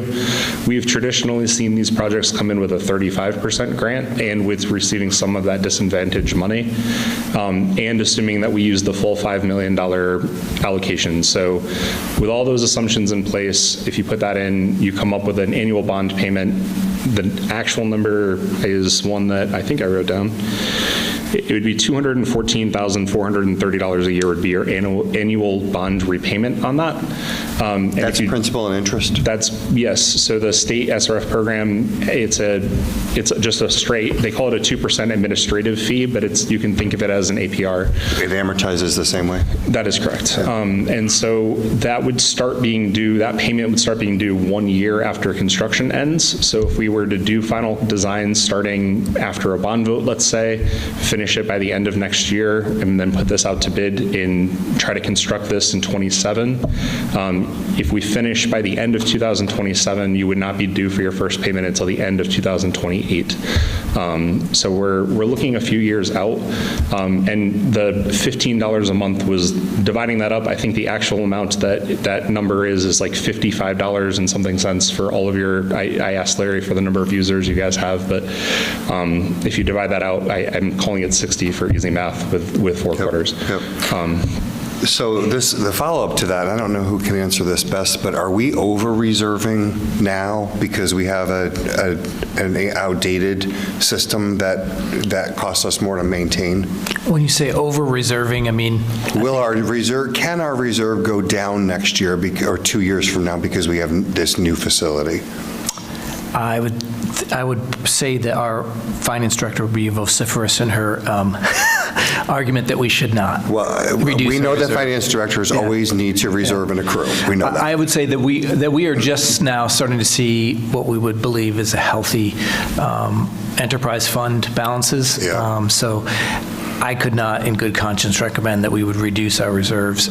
We could certainly use some of our reserves to help pay down some of this, and that would make sense. But moving forward, I would continue to fund our reserves at or above our current amount. I was just looking for an accounting treatment that would make it look. But there is a possibility, as Larry mentioned, that we may be able to use some of our reserve funds to reduce the impact on the ratepayer because we've already have reserved those funds in anticipation of a project like this. So there is a lot of moving parts about how we can reduce the impact on the ratepayer, and so obviously those are scenarios we'll want to bring to you folks, and a lot of this, unfortunately, we have to look at worst case scenario and then hope that the additional funding materializes. I think that Jeff's told you that there are some that are very likely and some that are perhaps less likely but still likely, and we unfortunately would have to bond for the full amount in order to try to secure those additional funding sources. So understanding the time constraints and the process that we need to follow, I would say that the goal here is to reduce that $15 a quarter down to zero, right? With the creative financing and the work that we're talking about doing leading up to. Of course, that would be the goal. But thank you. I don't think it's going to be possible, but I do think that using the SRF program, like Jeff had said, it does open us up to a lot of funds that are forgivable, I guess. Right? I would strongly recommend trying to utilize the SRF program to the greatest extent possible, specifically even just for step 2 as we continue to evaluate options. It's a free 50% money that you're going to get on all of your final design, up to $100,000 a year. I don't anticipate that our engineering service fee would be over $200,000. So that would be the recommendation, and we can continue to clarify these numbers. At this time, we wanted to get something in front of you. We wanted to present the project, and I know that everybody cares the most about numbers, which is why we're presenting some tonight. But that's, I guess, where we're at as far as that recommendation goes. Thank you. I appreciate that. I'm imagining the accountability that we're going to need to maintain as we go through this project. That's what I'm thinking about. Thank you. My question would be more for Dan. So this 15 per quarter cost, that's over and above what I unfortunately think we probably be putting into people's sewage and water bills anyways, or is that inclusive of what we might project in increases in sewage and water So fees? that would be an additional cost that we wouldn't anticipate as a normal increase each year based on, yes. Jackie? Thank you. So you've mentioned a couple of times that our town's standards were adjusted. You've mentioned that a number of other towns have had to contend with some changes to their standards. I'm reading between the lines a little bit here, but it sort of sounds to me like different towns have different standards imposed by the state. Is that right? Yes, so every receiving water body receives a water quality analysis by the state of Vermont. When they look at where you're discharging water to, and then they look at that receiving water quality, and they say this wastewater treatment facility can let forth this amount of stuff in order to maintain the water quality of this receiving water body. The Walloomsac River, which I always am curious if I'm going to mispronounce, but the Walloomsac River has a very low flow. And so when they looked at the low flow rate of the Walloomsac, they reevaluated their permitted discharge requirements for the wastewater treatment facility and determined that the current facility's lack of a phosphorus discharge limit could impair the water quality of the Walloomsac River. So in order to protect the river, they've now given you guys a phosphorus limitation. This is similar to what they've done throughout the rest of the state in the Lake Champlain discharge area. They had a phosphorus TMDL, a total maximum daily limit that they put into effect. That had a much more formulaic approach where they were trying to figure out in each segment of the Lake Champlain area, this is how much phosphorus each wastewater treatment facility can discharge. You guys are kind of on an island in that you have this very small river that you're discharging to. There was a whole process to come up with that phosphorus limit, and there was a multi-year process where our firm assisted the town in advocating for not only protecting the water quality, but being reasonable to the wastewater treatment facility. We're all environmental engineers. We all care about the receiving water quality. We also want to make sure that we're being good stewards with the town's resources. And so through that whole process, we came to the limit that is currently in place in your permit, which is that 0.2 milligram per liter annual or monthly average is about what we're shooting for right now. Interesting. Okay, great. Is there... that's certainly new information to me, so I'm processing as I'm speaking to you. But is there any reason to contemplate other communities upstream or contributing to the low flow in a way that's contributing to... I don't believe there's anything upstream of us that's contributing to the river. The river is actually very clean, and that's why we have to meet this standard. If the river was already compromised, then we would not have such a low standard, I guess. Oh. So the river is very clean, and we have to put clean water to it. Great, great. That's great to hear that we have nice, clean rivers. You presented a couple different options. I wonder about the cost of maintenance of some of these different options. I've heard you talk about the cost of sort of construction, but the ongoing costs. So the change to the wastewater process from here going forward, there will need to be some chemical addition, as Larry indicated too. The guys have actually really been helpful. They've done some additional testing of the phosphorus in their stream right now. And what we're dosing with is a chemical that takes some phosphorus that's in a liquid form and converts it to a solid form. And once it's in a solid, it can get trapped by the filter. So there will be some additional chemical usage every year that will carry a cost. The filters themselves have some electrical requirements, nothing major. You currently pump all of your flow coming through your wastewater treatment facility through an influent pump station. It would not even approach that electrical cost. It would be a minor cost on top of what you're currently doing for a wastewater treatment facility. So those would be the two main ones. And then every 5 to 10 years, you're going to need to refurbish or replace either a cloth media, which is the thing that's actually trapping the phosphorus, or with these stainless discs that we all took a field trip to New Jersey last week and looked at, you'd be looking to replace the mesh that is capturing it. And they both operate the same way, but those are the kind of maintenance points that these guys are going to get to do. And the operators that we did talk to in New Jersey that ran the stainless steel, we're very happy with them. They still had, they were 9 years old, still had the original stainless steel mesh, and it still looked like it was brand new. And that was around a 2 million gallon day plant. Okay. Last one. Sorry, Jackie. I assume the costs that you've given us are in today's dollars. If we wait on this for some reason I can't contemplate right now, it's only going to go up. Is that right? That's been my experience in this industry in the past 10 years or so. Unfortunately, things do tend to go up. We've seen a little bit of a calm down effect post-pandemic, but yes, we have continued to see kind of increasing costs over time. Okay. Thank you. Jim. Yeah, I'm going to probably ask a question that's too complicated to answer, but well, whatever, we'll throw it out there. So looking at the Williamsack River, which is a low-flow, pretty clean river, and probably the Bennington wastewater treatment facility is a relatively large source of phosphorus for the Williamsack. In places like Addison County and the discharges to Lake Champlain, the wastewater treatment facilities up there are probably, no matter how bad they are or deficient, they're probably relatively minor compared to the agricultural non-point discharges.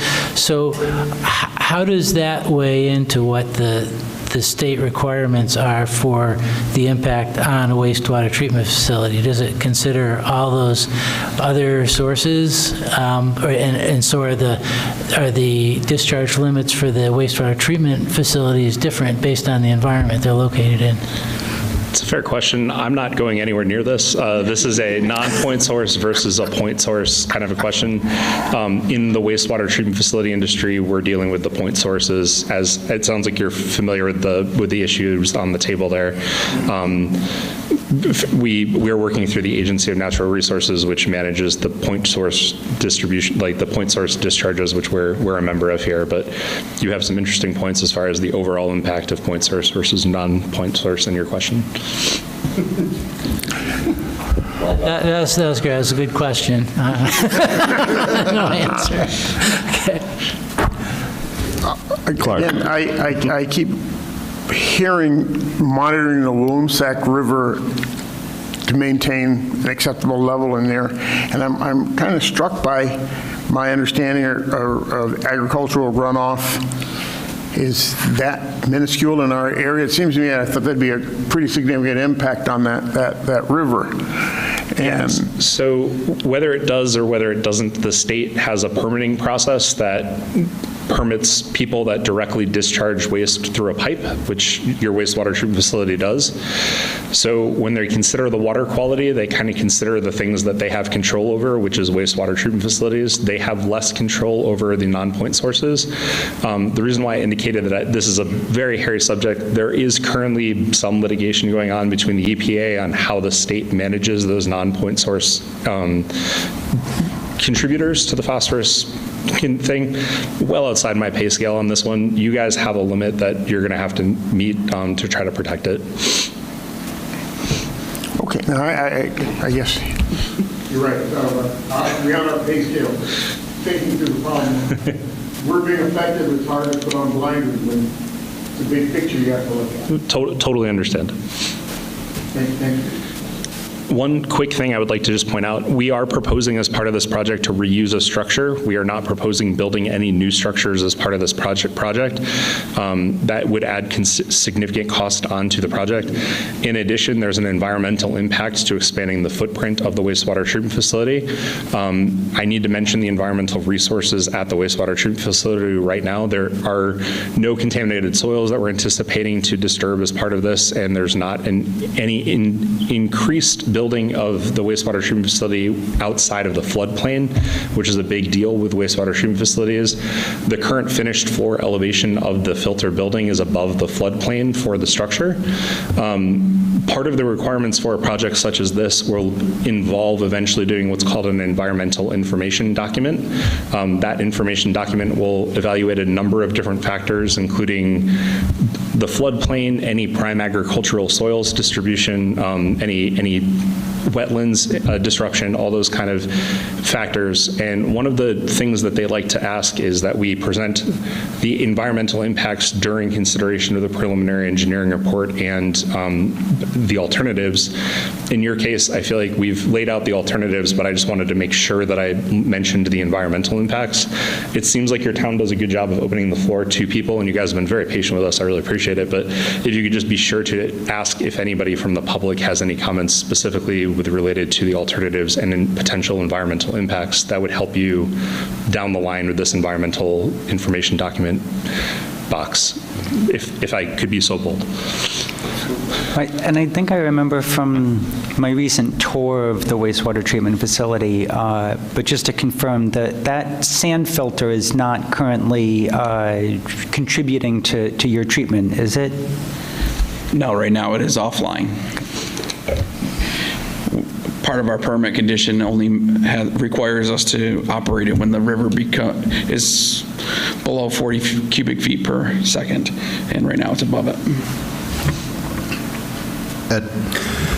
I think it might be helpful for any public outreach that we do from here out that would include the value of the things that we are repurposing and the amount of money that we're going to save the town by doing that. It's going to be a real number, and I think it's important that we include it. Anything else from the board? Well, just giving what Ed said, some of this work, will we be doing an in-house facility, or we're going to need contractors to help lower the cost? Most all of this work will be done with contractors. Okay, thanks. You guys do a good job filling in. So it's a little out of our wheelhouse. We can do a lot, but. I want to point out that you guys have historically done a good job where you can. Can you get it in your wheelhouse? Maybe with 5 more carpenters and a few mechanical engineers, and yeah, we could.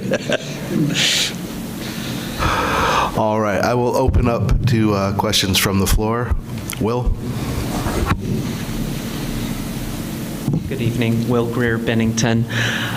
I have 3 questions, and I don't know who to direct the first one to. Probably it's Dan. Do we know what the capital reserves are for projects related to the wastewater facility right now? Just a rough estimate. I don't know off the top of my head, but we can certainly get that number. Okay.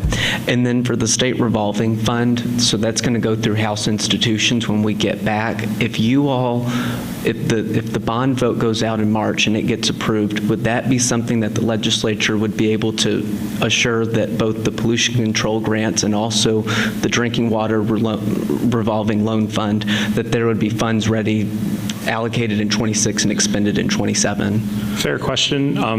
It's out of our control on that end. They have a process where we will be filling out what's called a priority list application in January, and then they allocate the funds for the next year in about October or November of that year.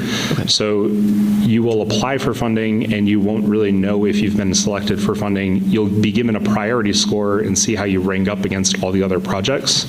As I indicated earlier, I would anticipate that this project would be very highly ranked, but you will not have that actual answer until you go towards construction and if you are granted fund on the construction year. So that answer would be coming not on this upcoming the intended use plan, but on the year after that. And if you go online, it sounds like you dig into details. Yeah. If you look on the state, if you Google intended use plan, the IUP plans, you can see the previous year's plans, including the most recent one, which was issued in November. And you're talking about the priority or the IUD? I'm talking about the priority list, which actually determines who gets funded, who gets the funds that have been allocated. There is a second part to that, which you're indicating, which is the amount of fund that the legislator actually puts towards this program. It is a chronically underfunded program. However, we have noticed that with projects such as this, they rank high enough that we have been able to get funding for them traditionally. Yeah, and it was ranked pretty highly when we reviewed it in 2025. And then the last thing I had a question on, actually, you may have answered that.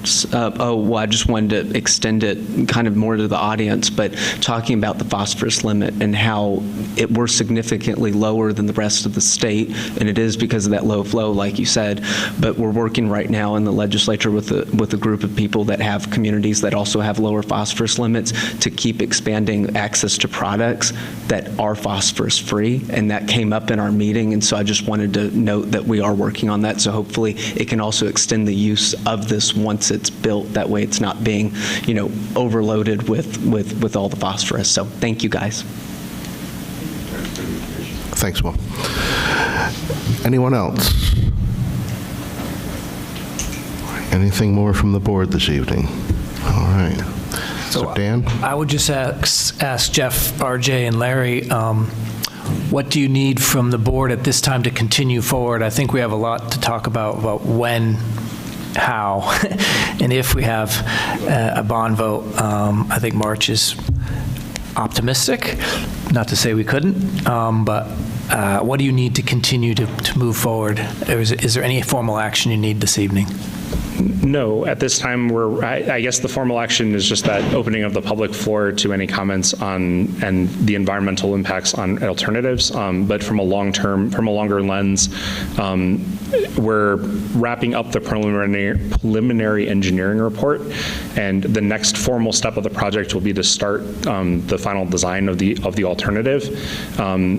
We could do that prior to you guys doing a bond vote, but I think that given the time that we have, it probably makes sense to let you guys get through a bond vote process first. But we would do that at your pleasure. If you'd like us to start final design, we can. At this time, I think it's just figuring out how you would like to proceed with a bond vote. We're happy to support that. However, it's a lovely drive down Route 7. I'd be happy to come down again and talk about this with a flyer, provide any additional information that the board would like, so that the village and so the town feels educated on it. Well, gentlemen, thank you very much. There was a lot there, and I'm sure it's just the beginning of this process. So we'll be learning more as we go. Thank you very much. Thank you. Thanks, guys. All right, next up, we have errors and omissions to the grand list. Dan Monks is going to explain to us what.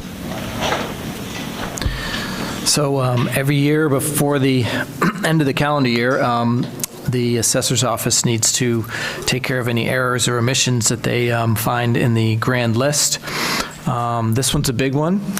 It's a whopping change of $1,900 in the parcel at 245 South Shire Drive. It actually results in a adjusted tax bill of $59.57. So really all we just need is the board's approval of this adjustment to the grand list as an errors and omissions from this year. All right, then could, for the sake of discussion, I have a motion to that effect? I move to approve the correction. A second? Second. Clark, thank you. Any further questions, discussion? Can I just ask a quick question?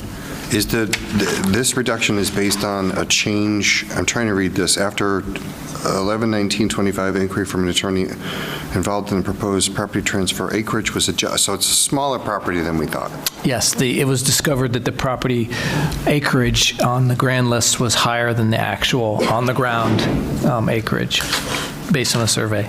Gotcha. Okay. Actually, I guess I do have, if this property has less acreage than was on the grand list, does that mean a neighboring property has more acreage than is on the grand list? That's where I was going. Oh. Probably not. Otherwise, they would have adjusted it. I would have seen the offset on the next page. I think what happened, I did take a look at the map, is it was very clear that the size of the lot was overstated. Okay. So it's just a paperwork error or a record error. Okay. Anything else? Anything from the audience? All right, then we shall vote. All those in favor of making the adjustment as requested, please say aye. Aye. Aye. Any opposed? No abstentions. Thank you very much.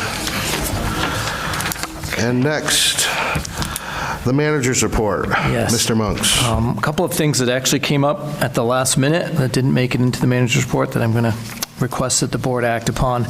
I do have, and I think I sent an email. I wouldn't have expected everybody to have seen it because it did just go out today. But I was learning as I was closing out our municipal planning grant for FY24 that the name of what they call the authorizing official, municipal authorizing official, must be updated. Obviously, Stuart Hurd was the previous authorizing official back in 2024, 2023 when we applied for this grant, and now that we're closing out, they require that authorizing official be updated so that I can submit it on the portal. I must be approved by the select board. This resolution also indicates that Mr. Haley would be the alternate authorizing official and that Shannon Barsati would be the administrator responsible for the grant, administration of the grant, which is kind of moot now since we're closing it out. But I would ask that the board, if they so choose, make a motion to approve this resolution, and I would pass it around for folks to sign so I can submit it to the state and get this final report submitted. So can I make a motion that we approve the document that Dan just asked us to approve? Second. All right, any discussion? I think we can vote on that. All those in favor? Aye. Any opposed? All right, thank you. Thank you very much. Love those portals, so there you go. Another thing that's come up, well, didn't really come up, it's just I neglected to mention it, is that in my report, but I did want to remind folks that there is a listening session scheduled for December 18th here in the at the Firehouse Meeting Room at 6 p.m. The topic is emergency preparedness, and as you know from speaking with the chief at a recent meeting, Chief Doucette will be leading that discussion, and that's, again, I just want to make sure that folks know that that's happening on 12/18 right here. One other thing, one final thing I wanted to mention, now that we're approaching the halfway point in our year, I've had discussions with Jonah, who's now left, but also our finance director and Nick Cave, our IT director, and we are of the opinion that it would be appropriate, given our current fund status, to proceed with audiovisual upgrades to this room so that we would be capable of doing better hybrid meetings, hopefully by town meeting day. So there's no real action that's needed by the board. We're not appropriating additional funds, but we just wanted to make sure that you guys felt comfortable moving forward with that. We think it's very important to upgrade those systems, and we'd like to do it before town meeting. And really, as long as there's no objection, I will proceed. So just wanted folks to know. I mean, I think we had discussed that and essentially already agreed to do that as long as the funds were available. Yeah. And the finance director has given me the green light, and you know that's not necessarily easy to get, but she said it's fine to go, good to go. So we will get that. Use it wisely. Yes. I think that's all I have on my manager's report, and thank you for signing that resolution. All right, thank you. I'm sorry, Shannon, one thing I want to talk about on here. You know, those guys, when you were discussing that phosphate management fee for the funding, it piqued my memory again, the idea of Shannon's comment on community block grant issues. Her last couple of sentences reporting her ongoing administration of previous grants and so forth, and reporting and filing, as I mentioned in the past before, I'm seriously like the board to consider us creating a policy where we would seek administrative fees or management fees for future grants, or our town staff would be ongoing involved in the management administration. Clark, I would definitely support that. I do think that it's appropriate to have at least a modest administrative fee so that we can recover some of those costs. Yeah. Right, but I highlighted in those guys, but I thought the state was doing that.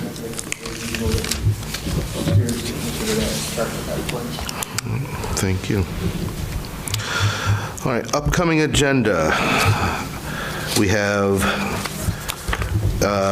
to finalize the grant for the Gage Street Recovery Housing.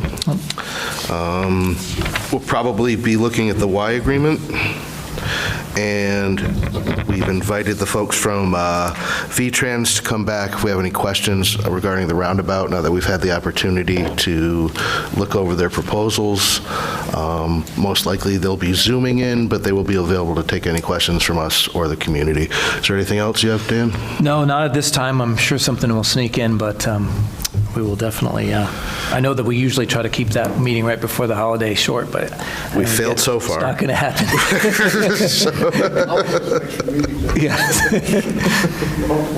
Yeah. And of course, we have our budget meetings to look forward to in the first part of January, so those are coming up. All right. Other, The budget meetings, have we decided the Saturday mornings, or are we going to be doing during the week? I remember that was a point of discussion. And in terms of getting more participation, whether we're going to do the Saturday morning or evenings of the week. I personally would prefer to do them in the evenings, but I would be open to, if any of you have feelings on that, please let me know, and before we get these things scheduled. It's better public response. 8 o'clock Saturday morning, a lot of folks. Yeah, and I'm generally, honestly, not at my best at 8 in the morning, and that's just me. I'm not a morning person, but there may be other people's schedules involved too, so if you do have concerns on that, let me know before we get things. 2 hours. I'm rambling about the flip side of the the clock. Some of us are no good at 9 either. Right. I'm just saying, let's if we want to do it evenings, let's block the 2 hours, get the work done, 3 hours, get the work done, but start at a decent hour. Yeah, that sounds reasonable.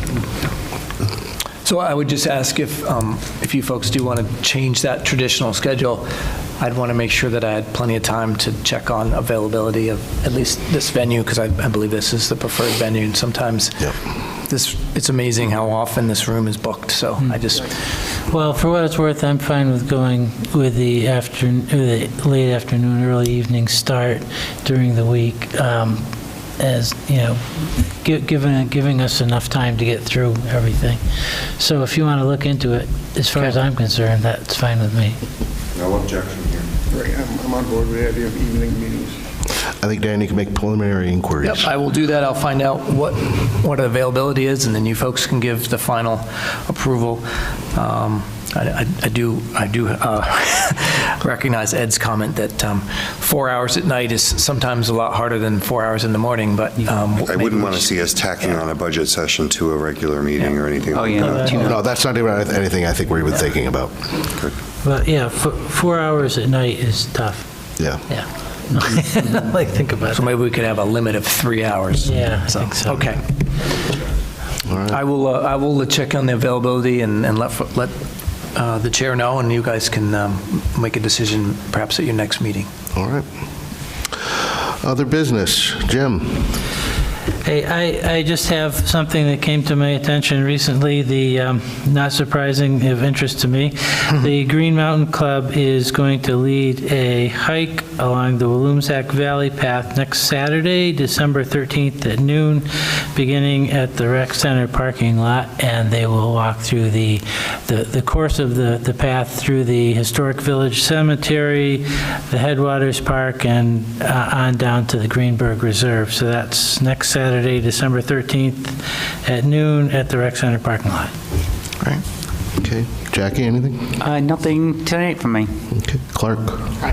One of the things that I think Dan and I touched on is prior to the last week's visit with the governor and his staff, I'm hoping that somehow we can almost make it a standing request that any presence of the governor or high-level staff members of the select board be invited to meetings. I have been told there were meetings that happened that were closed to the public, so to speak, and in my other capacity as a trustee of the Veterans Home, no one told the trustees the governor was going to be there, so I just think it's very, very important that the public know that we are available and want to hear from the governor so we can voice to him a concern to our constituents or be able to communicate back to our constituents the governor's position is. I just think, I would say I'll stop there. I think Clark makes a good point. I just wanted to remind us after the winter weather last week that we have a parking ban in effect, and I've heard from a couple people who have been frustrated that the parking ban is not being enforced, and then we have contractors out there trying to move snow and there's a bunch of cars in the way. So for those of you that stayed this late, you got my lecture. Those of you that are listening this late, you got it too, but that's all I got. All right, thanks, everyone. And with that, we do have need of an executive session to discuss contracts and personnel. We did not expect to be taking action following, so could I please have a motion to go into executive session? So moved. Second. There we go. All in favor? Aye. Any opposed? Great. I think I'll give us a